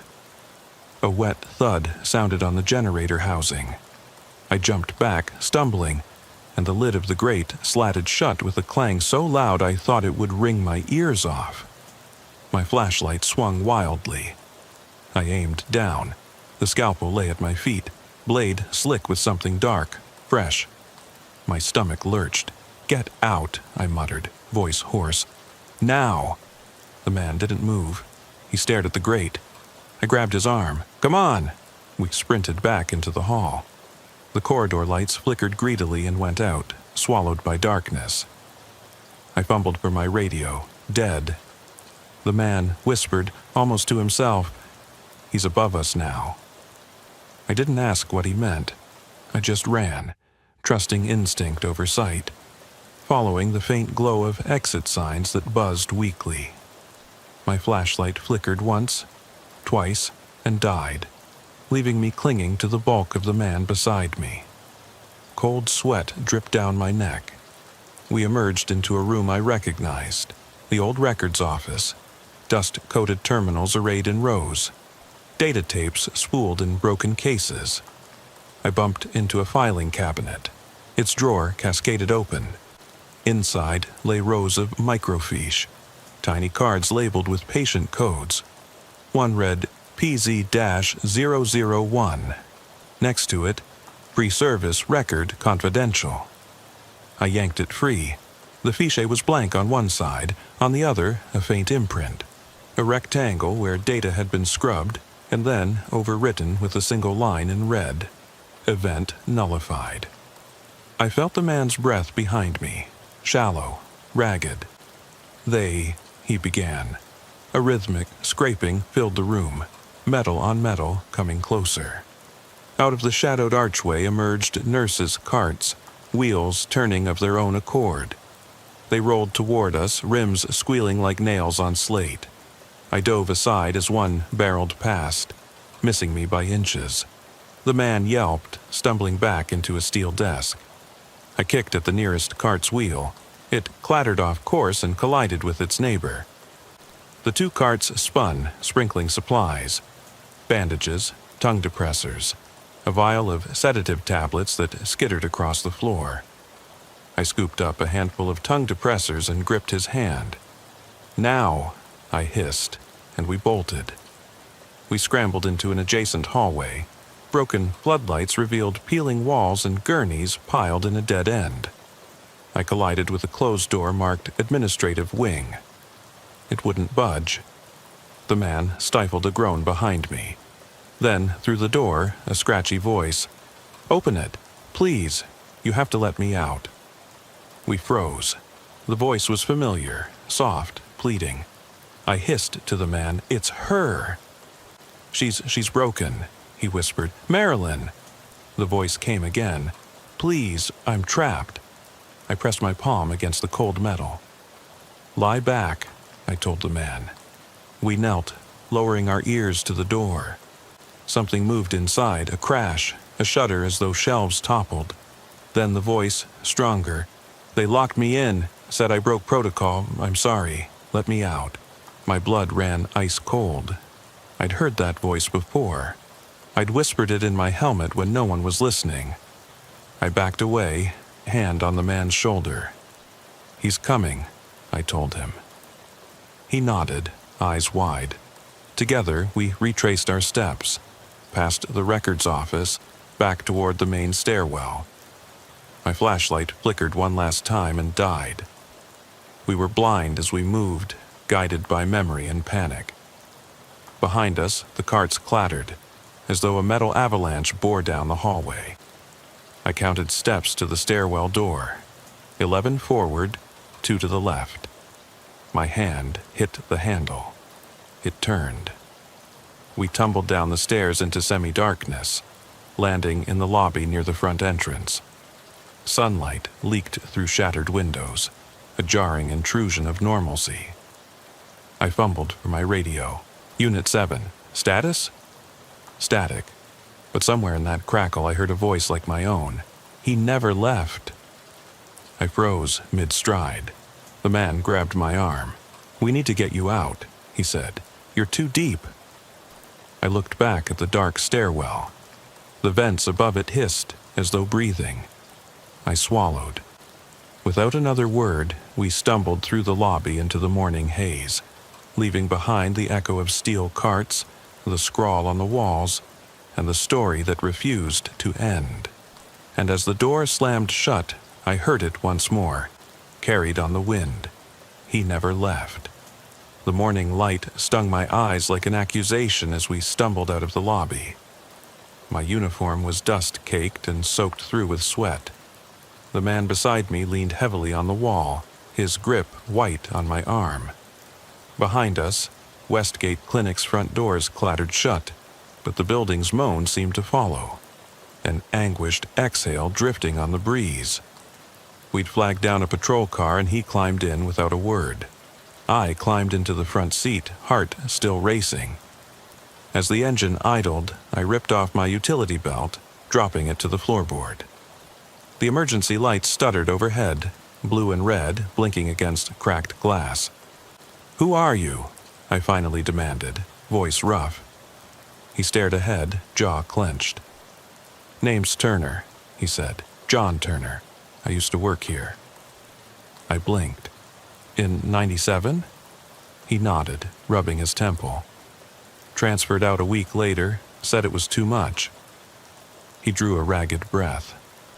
"I was on night shift the night Marilyn, my sister, went missing." "I thought you said sister," I said. He closed his eyes. "She was both, nurse by day, patient by night. They said it was stress, PTSD. She'd been through Iraq as a medic, saw things. When she got back, she never left Westgate. I swallowed, staring out at the clinic facade retreating in my windshield. Containment protocol. 12B. What was that? His face tightened. They tried to hide what happened in '97, not patient care, something experimental. They brought wounded vets here for therapy, but they'd lock them in the annex vents. Studied their reactions. Marilyn found out. She tried to stop it. They locked her in. Locking a nurse in vents, I said. He gave a bitter laugh. That's why the chalk said, "Don't let him in." She was warning staff, but they didn't believe her. They thought she snapped. I pressed my palm against the steering wheel, knuckles white. So, tonight her body never found, Turner continued, voice quiet. They scrubbed the records, then the clinic shut down. Everyone moved on, except me. I reached over, resting a hand on his shoulder.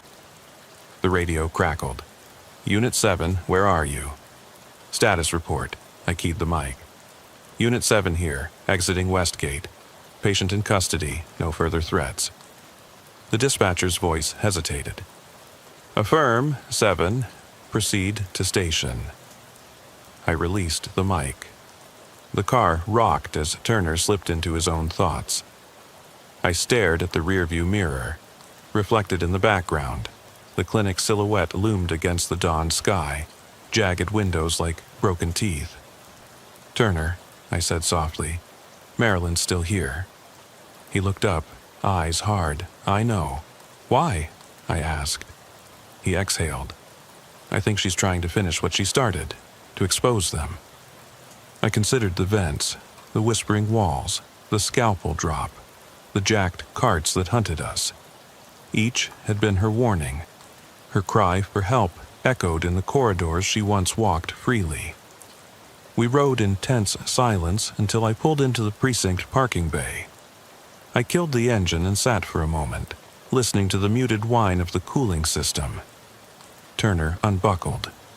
I don't want to disappear in this, he said, voice low. But I can't let her stay trapped in there. I knew what he meant. I'd spent 2 shifts chasing shadows and half-truths. Every step deeper into Westgate's guts had felt like descending into quicksand.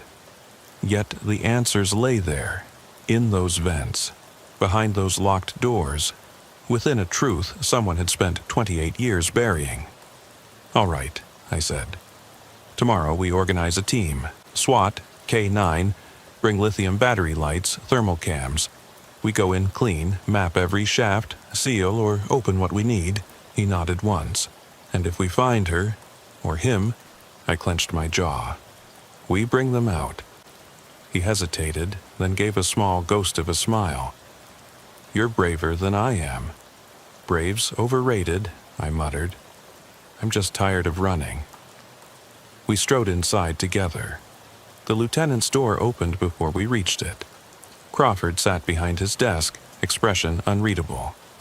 I nodded. We're going back in, I said. He steepled his fingers. No official order, no backup in dispatch. I slammed the chart on his desk. Black ink letters smeared. Containment, breach imminent. He paled. I don't need orders, I said. I'll bring what I need. He looked at Turner, then me. Finally, he exhaled. You both ride with me. I'm approving an unofficial entry, on my watch. We set the plan. Pre-dawn, minimal team, all liability disclaimers signed. As night fell again, I geared up. Ballistic helmet, breathing mask, thermal scope. Turner carried a coil of cable and crowbar. Crawford had a key ring. The original Westgate master keys, blackened by time. At 2 a.m., we rolled out. I glanced at Turner. His jaw was set, eyes locked ahead. Let's go find her, he said. Or him, I added. He nodded. Westgate Clinic's gates swung open like yawning jaws. My boots hit the pavement, crunching glass and gravel. The moon gleamed off the shattered sign, Westgate Clinic. The letters were missing now, but the message remained clear. This was the mouth of a beast. I swallowed. Inside, the corridor beyond the lobby lights was pitch black, waiting, and we stepped forward into the silence. The night air was thick as we reconvened at the clinic's rear entrance, the moon a pale witness in the sky.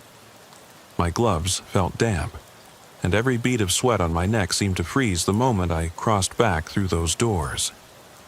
Inside, the lobby lights were dead. We navigated by tactical flashlights, their beams carving narrow tunnels of illumination through dust and debris. Turner brought up the rear, the crowbar slung over his shoulder like a lifeline. Lieutenant Crawford swept his thermal scope over the corridor walls. No one spoke. The only sounds were our footsteps, the soft click of equipment, and the distant drip of water. At the end of the hall, the stairwell door stood ajar as we left it. I stooped under the frame and readied my radio. "Team moving in," I whispered. "Check your sectors." Static hissed in response, anonymized call signs replacing real names. We descended that familiar stairwell. 11 steps, 2 to the left, then another flight into the bowels of Westgate. The emergency lights flickered only when we passed, leaving us in near complete dark. My thermal picked up Turner's heat signature ahead, steady but tense. Crawford's scope picked up a second signature above us in the vents. Marilyn's body heat, lingering. I motioned to descend further. Each step took us closer to the abandoned generator room, our last clear marker before branching into unexplored shafts. The air grew colder, and the drips became faster, echoing like impatient metronomes. We passed doors marked Staff Lounge, X-ray Processing, Pharmacy, each as empty and silent as a tomb. At the bottom, we entered the generator chamber again. The doors groaned on their hinges when Crawford pushed them open. His flashlight caught the gleam of the crowbar leaning against the engine's casing. I hefted my sidearm and swept the room. The grate above lay slightly ajar, and through the sliver of opening I could see the vent shaft yawning black. My heartbeat synchronized with the drip of water from a pipe overhead. I knelt beside the grate, my flashlight scanning the ribs of pipe that marched into darkness. Turner placed his hand over mine. "I'm right behind you." I nodded and began to remove the grate bolts with the multi-tool. Sparks flew when metal screeched against metal, and for a split second the entire engine room glowed. Then darkness reclaimed us. I lifted the grate. The tunnel beyond was narrow, just wide enough to crawl in. Thick dust covered the floor, but recent footprints marred it. Bare footprints pressed deep, and beside them the scuff of steel-toed boots. I shone my light down the shaft. The tunnel stretched at least 20 feet before turning. My thermal scope showed a faint heat signature around the bend. No more than 95 degrees Fahrenheit, but unmistakably human. Turner exhaled. "That's her. No, it's him." "Stay close," I whispered. I stepped into the shaft, dropping to hands and knees. The air was dank, each breath drawing mold and decay into my lungs. The metal floor vibrated under faint mechanical thumps, like distant footsteps, but out of sync with ours. I inched forward, chest against the cold metal, heart pounding in my ears. After a few feet, I saw scratch marks on the tunnel wall, talons gouging into steel. I paused, fingertips brushing fresh metal shavings. Suddenly, a whisper curled around my ear. "Help me." I froze. The voice was muffled, distant, yet achingly familiar. "Marilyn?" I called softly. No response, only the stutter of my own breathing. Beside me, Turner's flashlight beam wavered. I heard him swallow. Then, from the darkness ahead, a ragged breath, a slow exhale that rattled the vent walls. We moved in unison, side by side, until Turner's light fell on a shape crumpled where the tunnel turned. I flicked my light to it. A woman curled in fetal position, lab coat shredded, face buried in her arms. She trembled, shoulders shaking. On the wall behind her, scrawled in charcoal, "He's hungry." I drew my sidearm. She stirred, lifting her head. Moonlight slanted through broken vents far above, illuminating her eyes, hollow, distant. Then recognition dawned in her gaze. She whispered so softly I almost missed it. "You found me." Her voice cracked. I dropped to one knee. Marilyn Prescott, it's Turner, you're safe." She shook her head. "No, he's here." She pointed deeper into the shaft. My light followed. At the far end, the tunnel was empty, but a shape pressed against the far wall, head tilted, limbs folded unnaturally. A man's silhouette, but impossibly long fingers brushing the metal, crawling like an insect. I swallowed and aimed my light. The figure froze. I took a step forward. It melted into the darkness.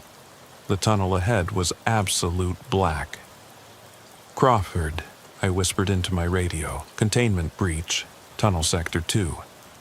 Static. Then, we're en route." I removed my breathing mask. The stale air was suffocating, but I needed to think clearly.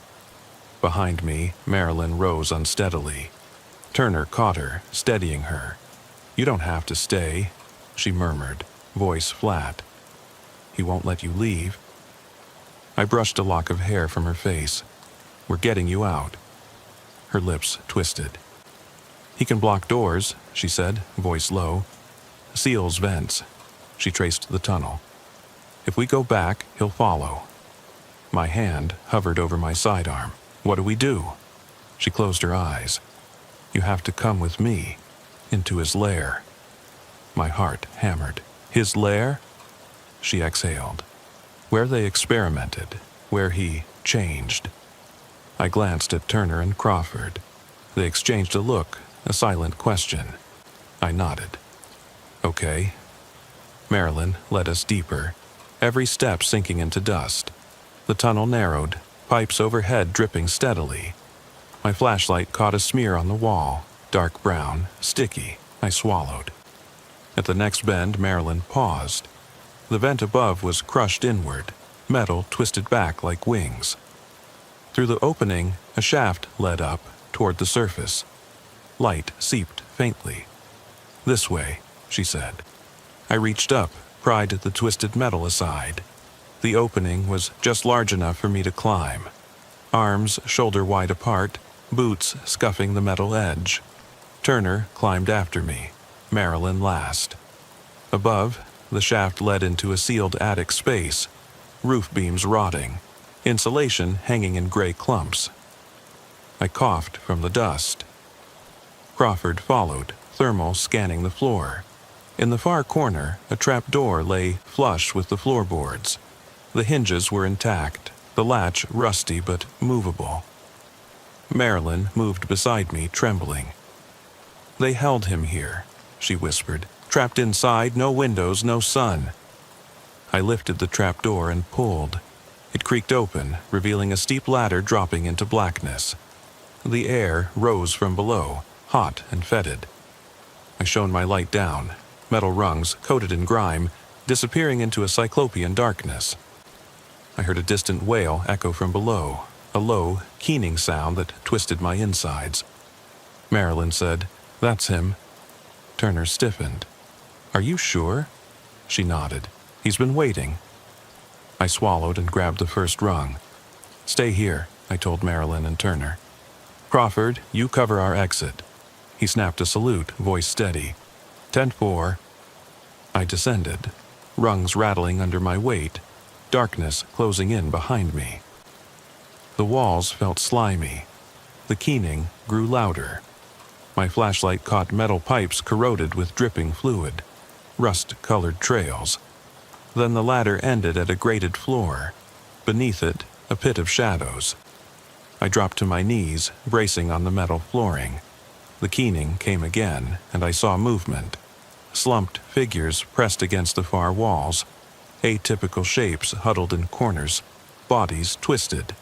Pipes overhead looped like coils around them, and in the center a man stood, gaunt, skin stretched tight, clothes hanging in tatters, eyes sunken.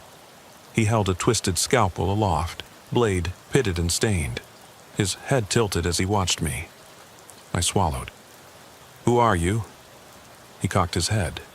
The keening stopped. Silence. Then he spoke in a voice that echoed Marilyn's whisper. "I am him." The blade glinted in the low light. I steadied my breathing. He took a step forward, and the grated floor trembled as though he summoned the shadows to life. My sidearm clicked empty, ammo left in the pouch. I strapped it on. Heart hammering, I rose to face him. In that pit of broken dreams, beneath the broken roof, surrounded by the echoes of containment and betrayal, I realized the final showdown had begun. The air in the pit pressed against me like water. Every breath burned. He stood, motionless, scalpel in hand, eyes unreadable as the darkness behind him flickered with the dim glow of our flashlights from above. I forced myself to step forward, boots echoing on the grated floor. The shadows around him shifted, shapes stirring as though alive, the twisted remnants of the clinic's past. Figures clad in torn gowns, their heads bowed, hands pressed to walls as though listening for something beyond the silence. I cleared my throat. "Why are you doing this?" My voice sounded hollow, swallowed by the tunnel's weight. He tilted his head, blade glinting. The fragments of my training screamed at me to hold my ground, to aim, to fire. But my sidearm was empty, and no bullet could pierce what he'd become. He took a slow step toward me. His movements were deliberate, almost ceremonial. In the low light, I could see the rawness of his skin, pulled tight where he'd clawed at himself. Raw, red patches and scars, crisscrossing like a map of relentless obsession. Every incision, every stitch left exposed and jagged. He lifted the scalpel, wavering like a conductor's baton calling the orchestra of ghosts that pressed closer, their hollow moans rising in a chorus of anguish. Marilyn's voice crackled through the grate behind me. "Don't let him close the distance." I suppressed the urge to turn. Her warning echoed my own fear. If he reached me, the line between captor and captive would vanish. I raised my hands, palms outward, voice steadying with a thin veneer of control. "I'm here to end it, to bring you out." He paused, the scalpel's tip catching a stray beam of light, reflecting a shard of cold steel. Then, ever so slowly, he lowered the blade. The chorus of wails around us stilled, every head leveling in silent anticipation. I inhaled. This ends tonight. No more games, no more hiding. His lips curled into something like a smile, an expression warped beyond warmth. He raised the scalpel again, not in threat, but to trace a line in the air between us. With the tip, he drew an invisible boundary, from my left shoulder across my chest to my right arm. I flinched as though struck. In that instant, the grate above rattled. Turner's frantic voice filtered down. "Officer Jenkins, status. We're breaching." Lieutenant Crawford's silhouette appeared through the vent hatch. Spotlight trained on the scene. Figures behind him. K-9 handlers, medics, backup officers, swarmed down the ladder. The shadows recoiled as each beam found the pit's corners, banishing the remnants that clung to the darkness. He looked up, eyes flicking between me and Crawford, then at the squad pouring in. For a heartbeat, the world held its breath. The wailing spirits, the hiss of the ducks, the drip of water overhead, all suspended. Then the scalpel dropped. It clanged against the grate, bouncing into my boot. I stepped forward, heart pumping like a war drum, and reached down, retrieving it. It was lighter than I expected, cold steel with a blade dulled by age, stained with rust and dried fluid. I held it out to Marilyn first. She hesitated, then took it, tears on her cheeks. She traced her fingers over the handle, eyes distant. Crawford moved beside me. "Is this safe?" he asked, voice low. I nodded. "It's over." Turner knelt by Marilyn's side, wrapping his arms around her. She sobbed, resting her head on his shoulder. The wailing chorus of the clinic's dead faded, replaced by the urgent murmur of radios and the scuff of boots on metal. The pit, once alive with unseen terror, felt hollow now, emptied of its power. Paramedics guided Marilyn up the ladder, Turner close behind. Crawford and I were the last to leave, stepping into the generator room's cavernous emptiness. I set the scalpel on a ledge, its blade pointing outward, as though marking the boundary between what had happened and what would come next. Behind us, officers sealed the shaft. Each bolt torqued home with a promise. Never again. We documented every detail, logged the vanished records that re-emerged in our cameras, and watched as the clinic's hidden lab files, once scrubbed clean, were recovered from digital backups. By dawn, Westgate Clinic was silent but secured. The breeze through broken windows carried the scent of damp earth and new beginnings. I stood on the front lawn, watching Marilyn, Turner, and Crawford walk away, 3 silhouettes against a pale sky. I turned back to the building one last time. Corridors of peeling paint, flooded bays drained of dread, vents emptied of their whispers. The sun rose, cutting through the haze, unveiling the scars the clinic would carry for decades to come. I exhaled, letting the morning air fill my lungs. I'd walked through shadows, faced the things officers don't report, and drawn a line through fear itself. Yet, as I stepped forward, I realized some darkness never truly leaves. He never left. Nor did the question that now haunted every silent hallway I'd walked. Who was real, and who was merely waiting for us to believe in the dark? I slipped into the lot behind the old Hartman Memorial at 0013, my boots crunching gravel where the chain-link fence had been cut. The contractor's guard glared at me from under the brim of his cap, face mapped by headache shadows. "Heard something in radiology," he said, voice tight as barbed wire. Sounded like slow scraping. I nodded once, clipped my flashlight to my vest, and crossed under the flickering sodium lamp. The long ambulance bay was half swallowed by kudzu vines.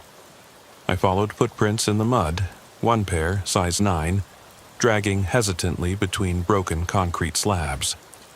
I drew the beam across rusted gurneys piled beside the loading dock. Each cart leaned at a different angle, as if frozen mid-collapse. The air smelled of mold and old bleach. Something sharp, metal on tile, echoed deep inside. I radioed dispatch, voice steady. 4 Alpha to dispatch.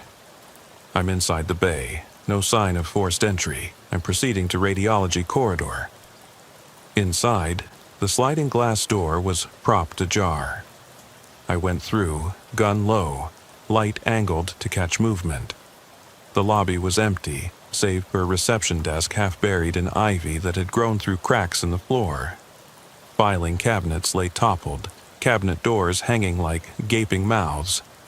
A pale whine came from down the hallway. My heart caught. No way that was wind. Not in here. I edged forward, past rooms where surgical gloves still lay in faded boxes stamped sterile, their corners yellowed. The first door on the right, labeled XRAY, stood open. I checked the frame, no lock engaged. The beam lit up an overturned table, lead aprons dangling like curtains. I followed the sound, a slow, metallic scrape. It came from further on, behind 2 closed doors marked MRI and CT. When I reached the double doors, I heard the scrape again, a rasping whisper against tile. My finger tightened on the trigger guard, but I kept my voice low. "Officer with Hartman PD. If anyone's in there, step into the light." Footsteps answered, bare, dragging. Then silence. My flashlight captured a glint on the tinted window. I pressed my palm against the cool glass and peered inside. The MRI chamber was empty, discs of machine silence. But on the floor, a long strip of plastic film trailed into darkness beyond the machine. X-ray film, half exposed, creeping toward a side door marked storage. I slipped outside the room to radio for backup. "Dispatch, I have possible trespasser in radiology. It's not on camera feed. Please send Unit 4 Bravo." No response except static. The film strip twisted around my boot. I tugged and it came loose. Coated in something sticky, dark. My glove left a print. I glanced at my hand. Black smear that wouldn't wipe clean. I flicked the beam back to the door handle. Fingerprints already smudged, as if someone had been there, waiting for me to find it. Backing away, I caught sight of movement at the corridor's far end. Past the CT door. 2 frames ahead, the beam of another flashlight flickered, then vanished. I called out, and footsteps answered from the glass-doored nurse's station. Someone crawling on all fours. I dropped to one knee, training my light where the wall had collapsed. The station's window was cracked. Behind it, laminated staff IDs littered the desk. Names erased, photos scratched. A heavy wooden drawer was open. Inside, paper reports jumbled. Some typed, then crossed out by hand. "No one's supposed to be here," I said softly. The crawling silhouette paused. I tried to read the shape, just the dark curve of a hooded jacket. Then it vanished deeper into the wing. I stood, heart hammering, and followed the sound of rough hands scraping along painted walls.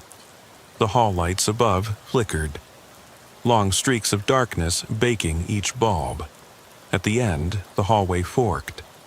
Left led to the psychiatric wing, right back toward the lobby. The footsteps trailed left. I radioed again, voice clipped. "Backup ETA?" No answer. My cam light glowed, then dimmed. Its battery indicator blinked red. I cursed under my breath. Fresh batteries were supposed to last a full shift. I reached for my phone to capture the film and the IDs, but it slipped in my hand, clattering to tile. The impact sent a crack of static through my earpiece, then silence. I followed the corridor to the psychiatric wing entrance. The doors were sealed by a rusted padlock, chain eaten by corrosion. Footprints in dust led up to the lock. Someone had closed it behind them. I leaned in, listening. A slow, rhythmic thump, like a heartbeat, but hollow. From inside, dim lantern light pulsed against the frosted glass. I tried the doors, locked tight. I slammed my shoulder into the frame. Wood and metal rattled, but held. The noise stopped. All at once, silence pressed against my eardrums. I drew my sidearm. "This is Officer Myers. I'm entering," I said, palm trembling. I rammed the door again. Chain snapped and clattered to the floor. The doors swung inward with a creak that echoed for miles. I entered the cell block. Rows of empty rooms, each door hanging open, revealing nothing but darkness. But at the opposite end, a door was closed, knob turning slowly of its own accord. I approached, every nerve alight. When I got close, the knob stopped spinning, and the door fell silent. I cleared my throat, ready to announce. Then my flashlight beam caught movement behind me. I spun around. Footprints now trailing back toward the lobby, covered in the same black film. I followed them until they stopped at a railcar door just beyond the nurse's station. The door was dented inward, as if pushed from inside. At that moment, dispatch crackled to life. Unit 4 Alpha, we have visuals on your cam. Something's down your hallway. My light swung back. The beam captured a figure standing in the corner. A middle-aged woman in scrubs, face pale, eyes blank. Behind her, the wall was splattered with shapes that looked like patient records, stapled in place and dripped in shadow. She stood too still, hands at her sides. I called out, "Ma'am, medical staff?" No response. Her lips moved, like she was mouthing words, but no sound. I swallowed, mouth dry, and took a step forward. My boot crunched on glass. The figure flicked her head up, staring at me, but her eyes were gone, dark holes. I fired one warning shot at the ceiling. The echo bounced in ragged pulses. She didn't flinch. Then, behind her, the door I'd forced open slammed shut. The thump made every rafter vibrate. My cam feed cut out again. In the sudden dark, the only light came from her dull silhouette. I felt my radio slip off my shoulder as I reached for it.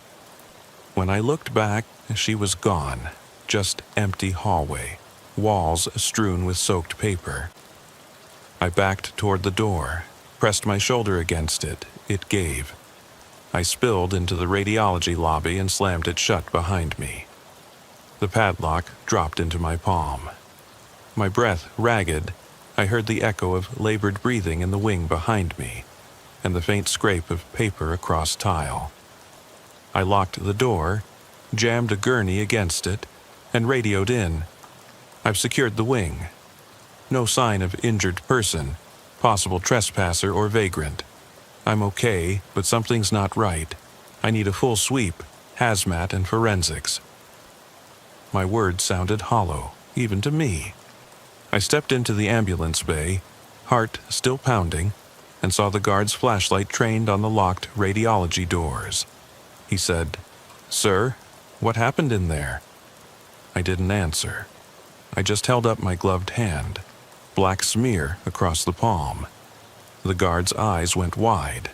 I told him, "Let's just wait for backup." And as I stood under the broken floodlight, the doors behind me creaked, like a door that shouldn't open, swinging on rotted hinges.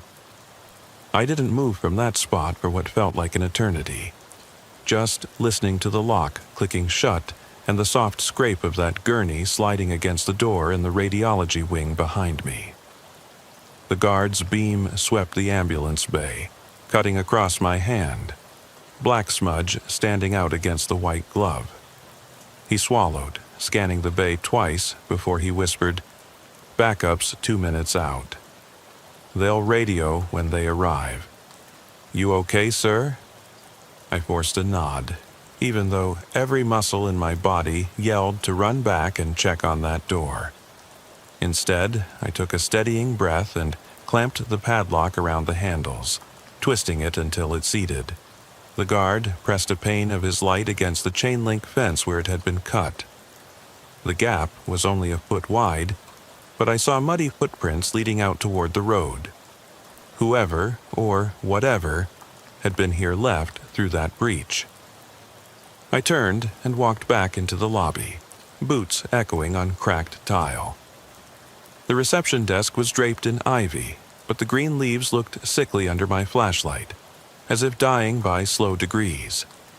Filing cabinets lay on their sides, drawers dragged across the floor, gouging grooves into the tile. I picked up a fallen drawer handle. It was the only piece left of that cabinet. No metal, just plastic coated in dust, and a smear of that same black film. My radio crackled. 4 Bravo rolling in. ETA 30 seconds. The guard exhaled sharply, as though he'd been holding his breath. I answered. "We've contained the West Wing, no injuries so far. I need hazmat on standby, possible contamination. Forensics, too, if they can process in the dark." My voice sounded distant. In the instant before the first patrol car's headlights fell across the bay, I glanced back at the radiology doors. They stood locked tight, Gurney braced against them like a makeshift barrier. The metal coughed under the strain, bending inward at the bottom. My mind replayed that figure in scrubs, pale, motionless, eyes hollow. I shook off the image by stepping outside to meet the newcomers. 2 officers hopped out, Corporal Hayes and Officer Diaz, flashlights drawn, weapons holstered. Their beams swept the ambulance bay. Diaz's caught on the gurney. "What the hell?" he muttered. I pointed back, toward the sealed doors. "Something inside that wing," I said. "I need you both to secure the perimeter. No one in or out. Check that fence breach and set up a staging area here." Hayes nodded, pulling on latex gloves. Diaz tapped his mic. "All units, cordon off Hartman structure. No civilian traffic. Stand by for hazmat." His voice felt small in the empty lot. I turned back to the lobby, picking up where I left off.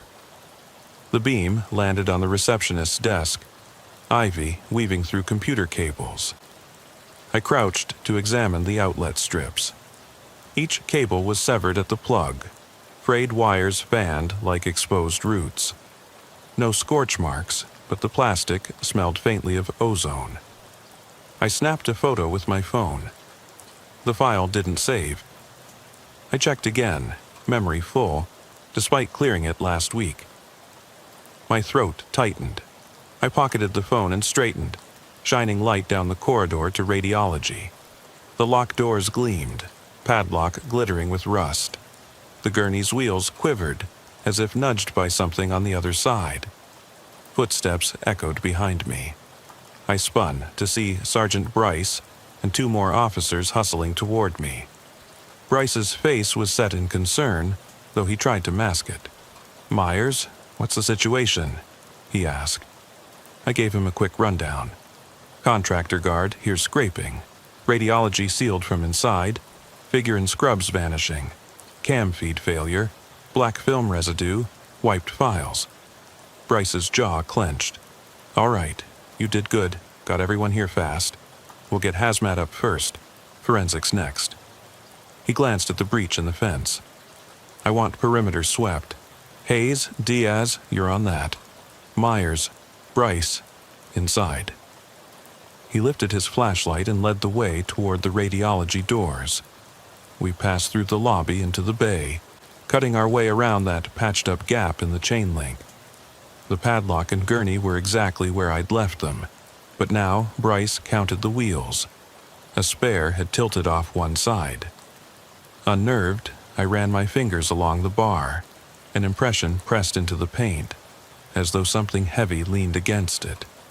The metal was warm, despite the night air. I glanced at the lock. The latch was partially unlatched, though the chain still held. My stomach twisted. Bryce saw my face. "Stay sharp," he said. I swallowed and nodded. He gave me the bolt cutters.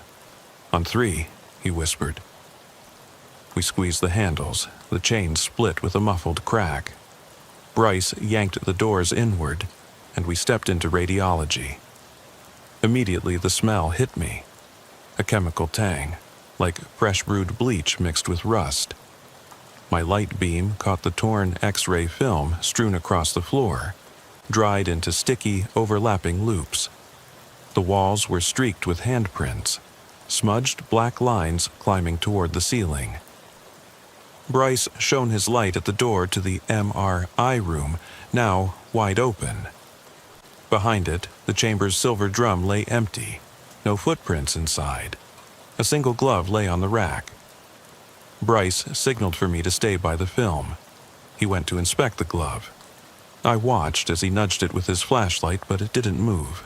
No gust of wind, no aftershock from the bay doors opening. He picked it up with tweezers and tucked it into an evidence bag. The black film on the X-rays crackled under his boot heel. I followed his beam up the corridor, an uneven line of flickering ceiling lights above, alternating glow and dead. Each glow swallowed the next before we could step under it. I felt exposed, like standing naked under a strobe. We called in for forensic techs and hazmat. Backup arrived. Van with amber lights, containment suits, respirators. I backed out of the MRI room and stood near the base of the nurse's station window. Forensics waved us over. The tech wore a full-body suit, pulling on gloves. His partner laid down a plastic sheet over the dusty floor. I knelt by the reporter's station. Staff IDs still pinned to corkboard, photos scratched beyond recognition. I lifted one sheet of laminated paper, no text visible, just a faint watermark. Forensics officer groaned. This isn't going to come back from a wipe down. He scanned the IDs again, then shook his head. Names erased intentionally. These archives have been tampered with. I closed my eyes and leaned back against the desk. There was a dull hum under the flashing lights. The MRI machine rebooting itself down the hall, or perhaps something else awakening. I poked at the X-ray film draped across the floor. It peeled up like old wallpaper, revealing a line of shallow scratches scored into the tile. No blood, just grooves worn thin, as though someone crawled on knees dragging film behind them. I took out a pen and marked the lines so photography could pick them up later. When I looked up, the corridor was empty, silent, every door in place. The quiet shriek in my ears matched my pulse. Bryce clapped me on the shoulder. Let's secure this wing. We've got enough evidence for court and hazard mitigation. He picked up a clipboard and leafed through his notes. I realized then that I hadn't begun my own report. My mind circled back to the figure, scrub-clad, eyes blank, and the endless rows of empty patient rooms in the psych wing, waiting for me to open that door. I hadn't seen it leave. Maybe it didn't. I shoved that thought away and started to outline the contamination zone. Radiology wing, rooms 1 through 12, ambulance bay. But my words felt hollow on the paper. The station wall behind me creaked in the draft, making the IDs pinned there tremble. Forensics bagged discarded reports, each page stiff, half-stamped, archived, destroy after 30 days. Pages that disappeared months ago reappeared here tonight. That knowledge pressed against my lungs. What routine procedure, from tear out old files to destroy paper, had gone so wrong that someone used the hospital to play hide-and-seek with its own records? Why leave them here to bleed black fluid into the tile? In the corner of my eye, I thought I saw a movement, a thin shape slipping around the banister of the nurse's station. It paused twice, then vanished toward the psych wing stairs. I whirled, but there was nothing. Just my reflection in the broken glass of a window. My radio crackled. "Myers, what's your status?" I answered, voice catching. "Containment in place. No further sightings so far." But I heard the ragged intake of breath behind me. I spun again. The nurse's station door stood open, pitch black inside. The IDs on the wall shivered, though the air was still. Bryce noticed. "Something on the other side?" he asked. I swallowed. "Yeah, I thought I saw someone." He frowned. "All right, Hayes, sweep those stairs. 2-man team." Hayes and Diaz suited up and climbed toward the landing. The beam from Diaz's light caught the stair treads, each one lined with narrow scratches, then a single fresh footprint in dust. Boot print, size 8.5. I knelt to examine it. Gloved hand indented the print, though nothing else lay in the dust. No debris, no fiber. Just that one print pointing toward the psych wing's upper floor. The wind outside gusted through the cut fence, making the lights flicker. The MRI machine whirred to life, a low, mechanical growl from behind the double doors. The team paused on the stairs, flashlight beams trembling across peeling paint, locked rooms. I climbed after them, feeling my sidearm heavy at my hip. Each step groaned underfoot, like the building protesting our presence. We reached the door at the top, the only closed cell door in the block. No nameplate, just a streak where a tag had been torn off. The same scrub figure must have come here, and now stood waiting behind this door. The scratches on the tile below matched the pattern on the stairs. I drew a breath and knocked. No answer. My flashlight beam caught a glint through the narrow window, a pair of shoes, bare toes peeking from the sole, unmistakably human. I turned to the team. On 3, we breach. We rammed the door together. It burst open into a small room with a single cot, sheet folded neatly. The vents overhead rattled, air flowing despite the power cut to the wing.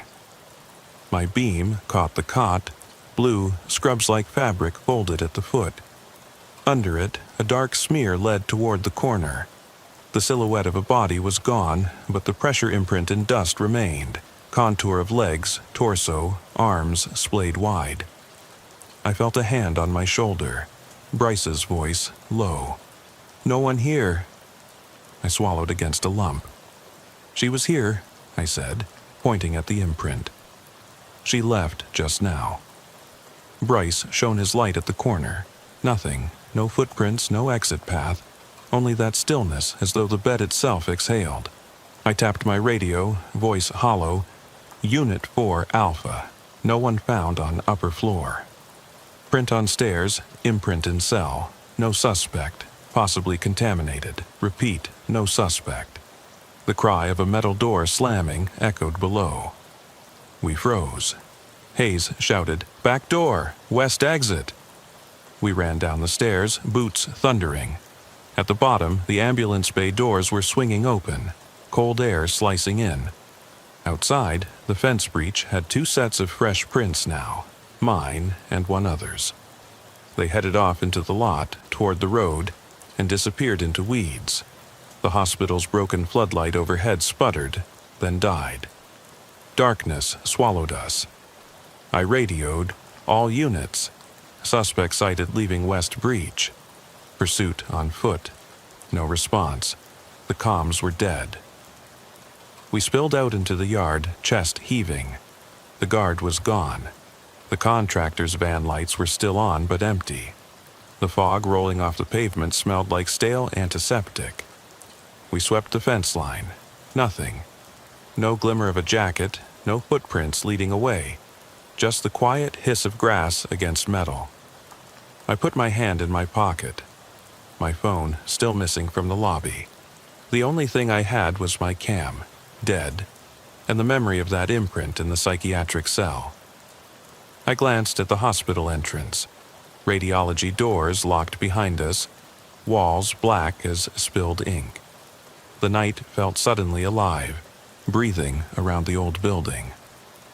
I marched back toward the main entrance, leaving the corridor and stairwell and the rooms full of silent patient charts behind me, each page a question with no answer. And as I crossed under the broken floodlight, I realized the air had warmed, and the smell of bleach vanished, replaced by something like old sweat and regret. I looked down at my gloved hand. The black film had spread, creeping up my wrist like ink climbing paper. I flexed my fingers. The smear broke into cracks. I whispered into my radio, "Hazmat, hold your position. Something's leaking." No one answered. The guard's flashlight appeared at the entrance steps, beam wide and unsteady. He stumbled down and looked at me, eyes reflecting my own exhaustion. I took his helmet off to reveal his sweat-damp hair. "You seen anyone?" he asked. I shook my head. "Just me," I said, "and this place." Behind us, the old hospital's windows glowed with borrowed light, each pane reflecting the empty bay. And I knew, whatever had walked these halls tonight, it wasn't done with the Hartman Memorial. The darkness inside was thicker now, and I was the only one left to keep its secrets. I squared my shoulders and stepped back toward the lobby, leaving the ambulance bay's cold night air for the stale chill of the disused clinic. My boot heels clacked over tile that still bore the imprint of where that gurney had wedged itself against the radiology door. The forensics techs hovered at the entrance, their hazmat suits hissing faintly with each breath. I pointed down the main corridor. I want a full sweep of that hallway. Every patient room, janitor's closet, maintenance shaft. Look for footprints, fingerprints, any sign our visitor carried in or out anything. Film, PPE, tools. The lead tech, Moran, nodded and signaled his team into motion. I moved past the reception desk, where the ivy crept further in the darkness, leaves snapping when the overhead bulbs flickered. I pulled my flashlight free and followed the beam up the corridor toward the old blood draw station. The sink faucets were still mounted to the wall, though no water had flowed for years. The stainless steel was pitted, edges jagged with corrosion. One faucet handle swung slowly when I brushed past, squeaking like a protest. I flicked my light to the tile floor. Muddy footprints led from the sink to the door marked Storage A, the one I hadn't checked yet.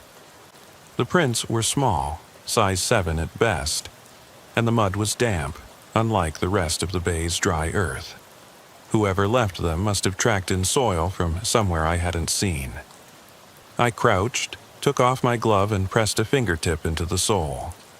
The mud gave, leaving a clear ridge. I lifted my glove and tucked it into an evidence bag on my belt. Then I stood and put my light against the door frame. Storage A was a supply closet. Empty shelves, dust-coated, except for a single box of surgical masks, torn open and scattered on the floor. The masks curled with yellowing edges.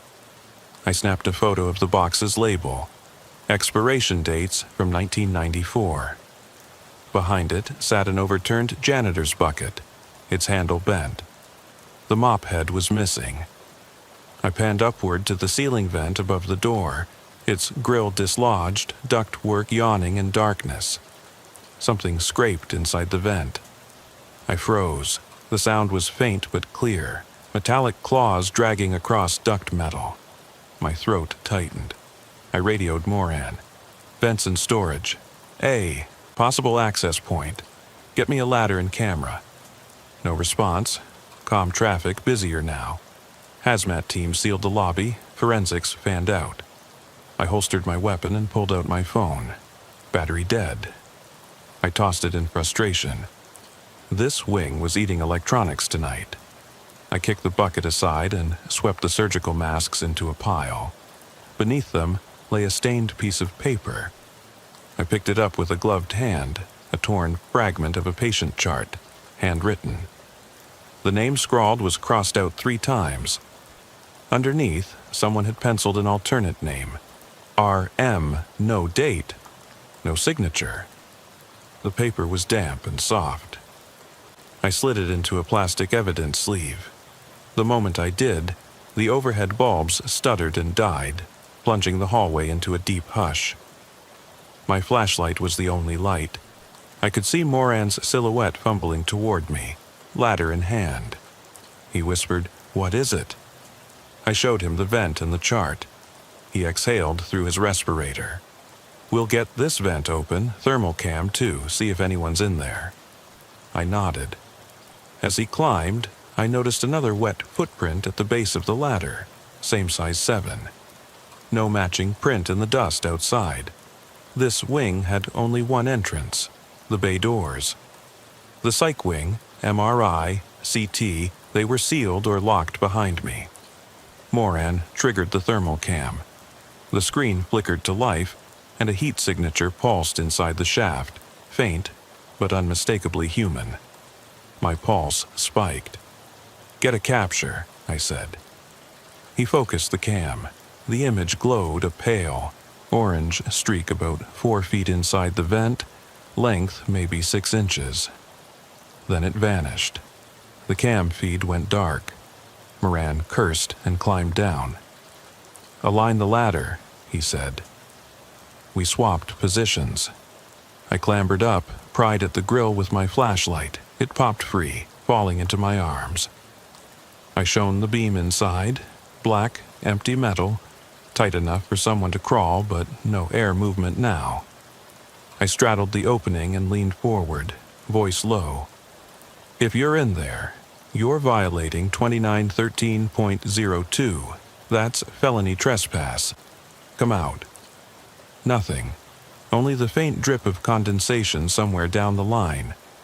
I reached in with my gloved hand, felt a hard edge about a foot in, maybe duct support.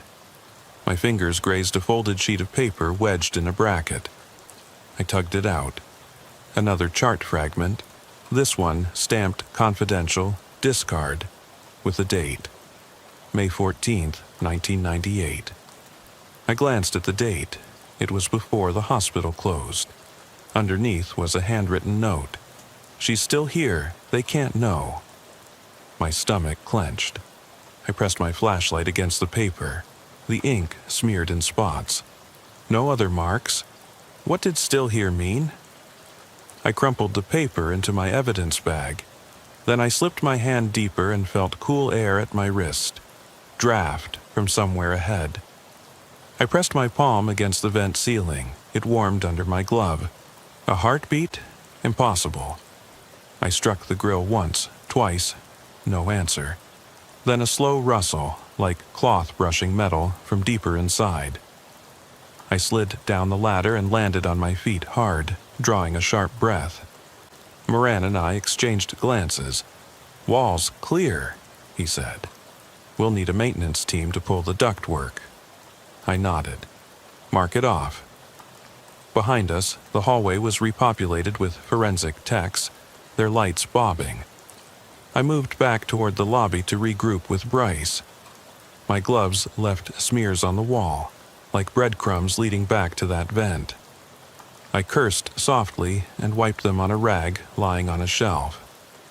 In the lobby, Bryce was conferring with the hazmat lead. He waved me over. Got your prints, he said, holding up a small tablet. 7 prints, only match your right index from when you checked under the vent. He sighed. No other matches. No prints from the fence either. Whoever's here is cleaning up after themselves, except for those chart pieces. He tapped the tablet. Digital records show those files as destroyed 15 years ago. So, we're dealing with someone who can access the sealed archives and uses vents to move unseen.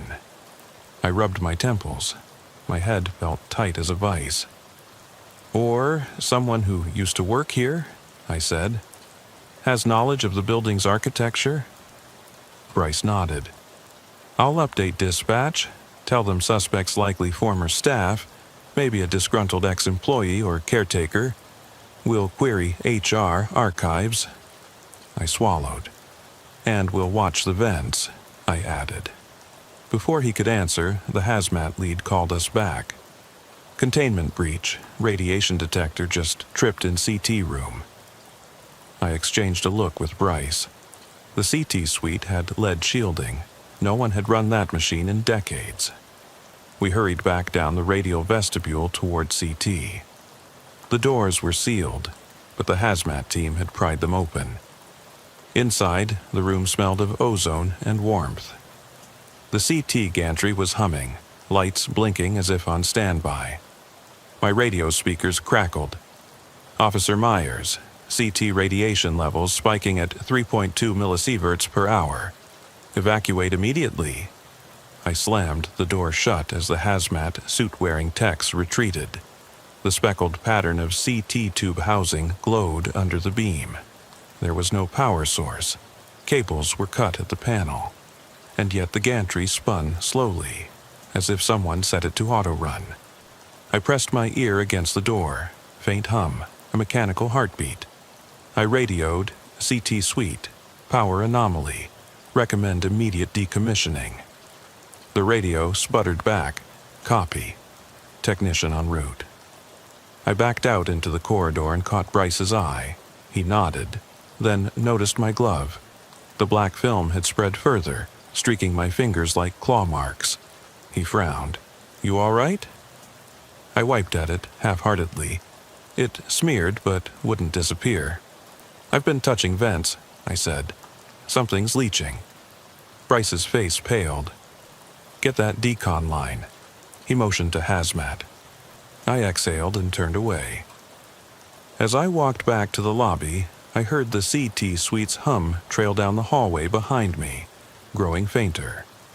It merged with the distant rumble of the MRI powering back up, and the soft scrape of something shifting inside a locked patient room. I paused under the broken ceiling tile where the ivy had nearly breached. The corridor looked longer, darker. I shook my head and radioed dispatch one more time. "Myers. Incident update. Radiology vent intrusion, contaminated chart fragments, CT power anomaly, suspect unknown. Requesting full SWAT support and structural engineers. Over." The radio fell silent. I clipped it back to my belt and flicked off my flashlight, stepping into the gloom so that only the faint glow from the lobby spilled into the corridor.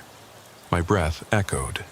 In that hush, I thought I heard low melodic humming, like a lullaby drifting from the psych wing.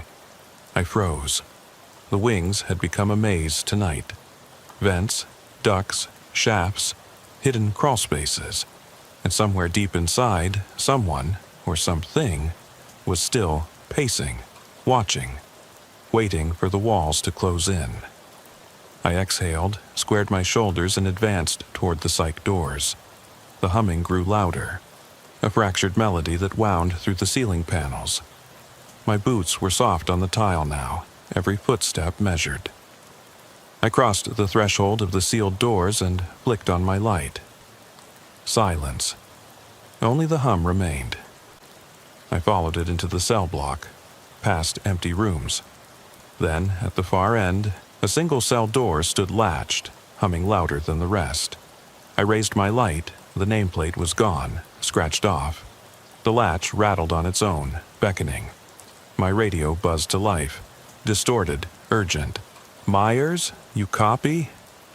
I swallowed and pressed my palm to the door's cold steel. The humming stopped. For a moment, the world held its breath. And then I turned the knob. I eased the door open and stepped into the cell's narrow rectangle of stale air. My flashlight beam swept the concrete floor, bare except for a single shoe print, size 7, pressed into a thin layer of dust. No footprints beyond it. The walls were painted institutional gray, peeling in places to reveal rust stains beneath. A small barred window high on the far wall offered a sliver of moonlight, illuminating a metal cot bolted to the floor. The mattress lay neatly folded, as though nobody had used it in years. Yet it smelled faintly of sweat and something acrid I couldn't place. I swallowed and advanced, mindful of each footstep. The cell door clicked shut behind me, metal grinding in the frame. I whipped my light across the walls and noticed them for the first time. Tiny pinpricks of ink, scribbled words and symbols etched into the concrete. I crouched to read one cluster at eye level. I heard them breathing in the vents. They know my name now. Beneath it, a series of tally marks. 27 striations in uneven rows, each stroke gouged into the plaster like a fingernail. My mouth went dry. I stood and shone the beam upward, tracing the wires that led to a round speaker plate in the ceiling. It was cracked, as if someone had pried it. Silence. The last thing I'd want right now was an intercom that still worked. I crouched again by the cot. Its frame was cold to the touch. I ran my fingers along the mattress's seam, fresh indentations, like someone had knelt and leaned into the bars. I swept my light to the cot's foot. A journal lay wedged between the mattress and frame, its leather cover scuffed. I hesitated, then reached in and drew it out. The binding was brittle. The first page contained a hastily scribbled confession. I can't sleep. The machines whisper my name. I tried to leave, but the doors lock themselves. The vents are alive. The handwriting was shaky, spidery. I flipped pages. They detailed staff rounds from years ago, routine checks, medicine inventory, comforting patients. Then the entries descended into panic. May 15th, I saw her standing at the nurse's station.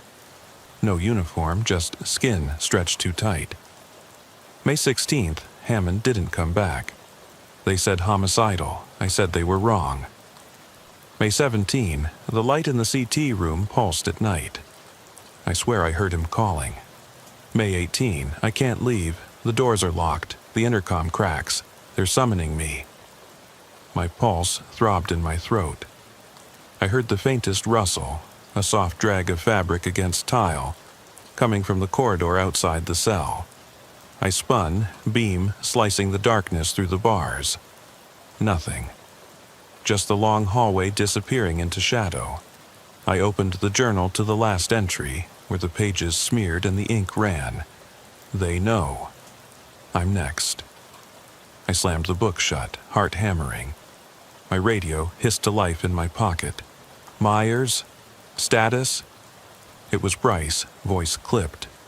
We're making headway. Chopper en route for thermal sweep. Any sign on your end? I cleared my throat. I'm in a cell. Evidence of a former staff's descent into whatever this is. I realized how that sounded. Officer trapped in psychiatric cell, possible entrapment protocol from years ago. I shook my head. I'm okay for now. Journal found. Intercom dead. Cell doors opened on their own. 2 hours ago. Silence crackled back. Understood. Extract ASAP. Slid the journal into an evidence sleeve. Then I shone my light on the tally marks again. 27. I glanced at the calendar on my phone earlier. It was the 27th. A chill slid down my spine. I raised my light upward toward the speaker plate. The metal grill quivered, then fell inward with a soft clatter. I backed into the cot, weapon drawn, training the beam into the newly exposed ceiling cavity. Darkness beyond. A draft sifted through the opening, carrying with it a faint hiss, like someone whispering into a pillow. I pressed my ear to the bars, a voice, distant, male, raspy. You shouldn't be here. The words dissolved into static.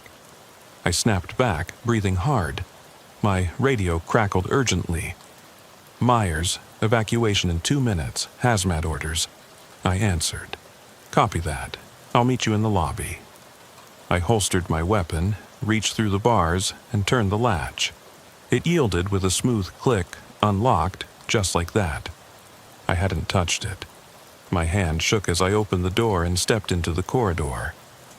The tally marks were gone, erased from the wall. Not a single scratch remained. I swung my light around. The hallway looked pristine, the vents sealed, no sign of scribbles or footprints. The CT and MRI doors were closed, lights off. I called out, voice echoing. Hello? Bryce? Only silence answered. I walked swiftly, the journal clutched under my arm. The ivy at the lobby entrance reached farther inside, leaves brushing my jacket. I pushed through and found Bryce crouched by the reception desk, forensics beside him. He glanced up. You good? I nodded, lowering the journal onto the desk. Something in the psych cell. He looked at the journal bag. We got drone access to vents. They mapped multiple crawl spaces. At least 3 people could move around unseen. I swallowed. And intercom lines are still live. He frowned. Suddenly, a soft melody drifted from the vents above. Something like a lullaby, twisted by static. It rose and fell, faint as a child's hum. Bryce's eyes widened. I paced to the center of the lobby, light sweeping the windows. This place isn't done with us. The lullaby stopped. Then the overhead bulbs flickered and one shattered, sending glass tinkling across the tile. Bryce and I ducked as shards rained down. In the dim strobe, we saw a figure, lean, hooded, dart across the ambulance bay doors and vanish into the night.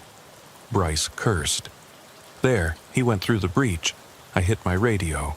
All units, suspect just exited West Breach. Pursue on foot. No reply. My radio was dead again. I looked down at my gloved hands. The black film had returned, streaking my palms. I rubbed them on my pants. It smeared across the fabric like oil. I exhaled, heart pounding. I have the journal, I said to Bryce. We'll figure out who wrote it and why they stayed. He nodded and led me toward the lot. Outside, the air was thick with humidity and the distant shriek of sirens. The fence breach yawned like a wound. I peered into the darkness beyond, half expecting to see glowing eyes. Instead, only the embrace of the night.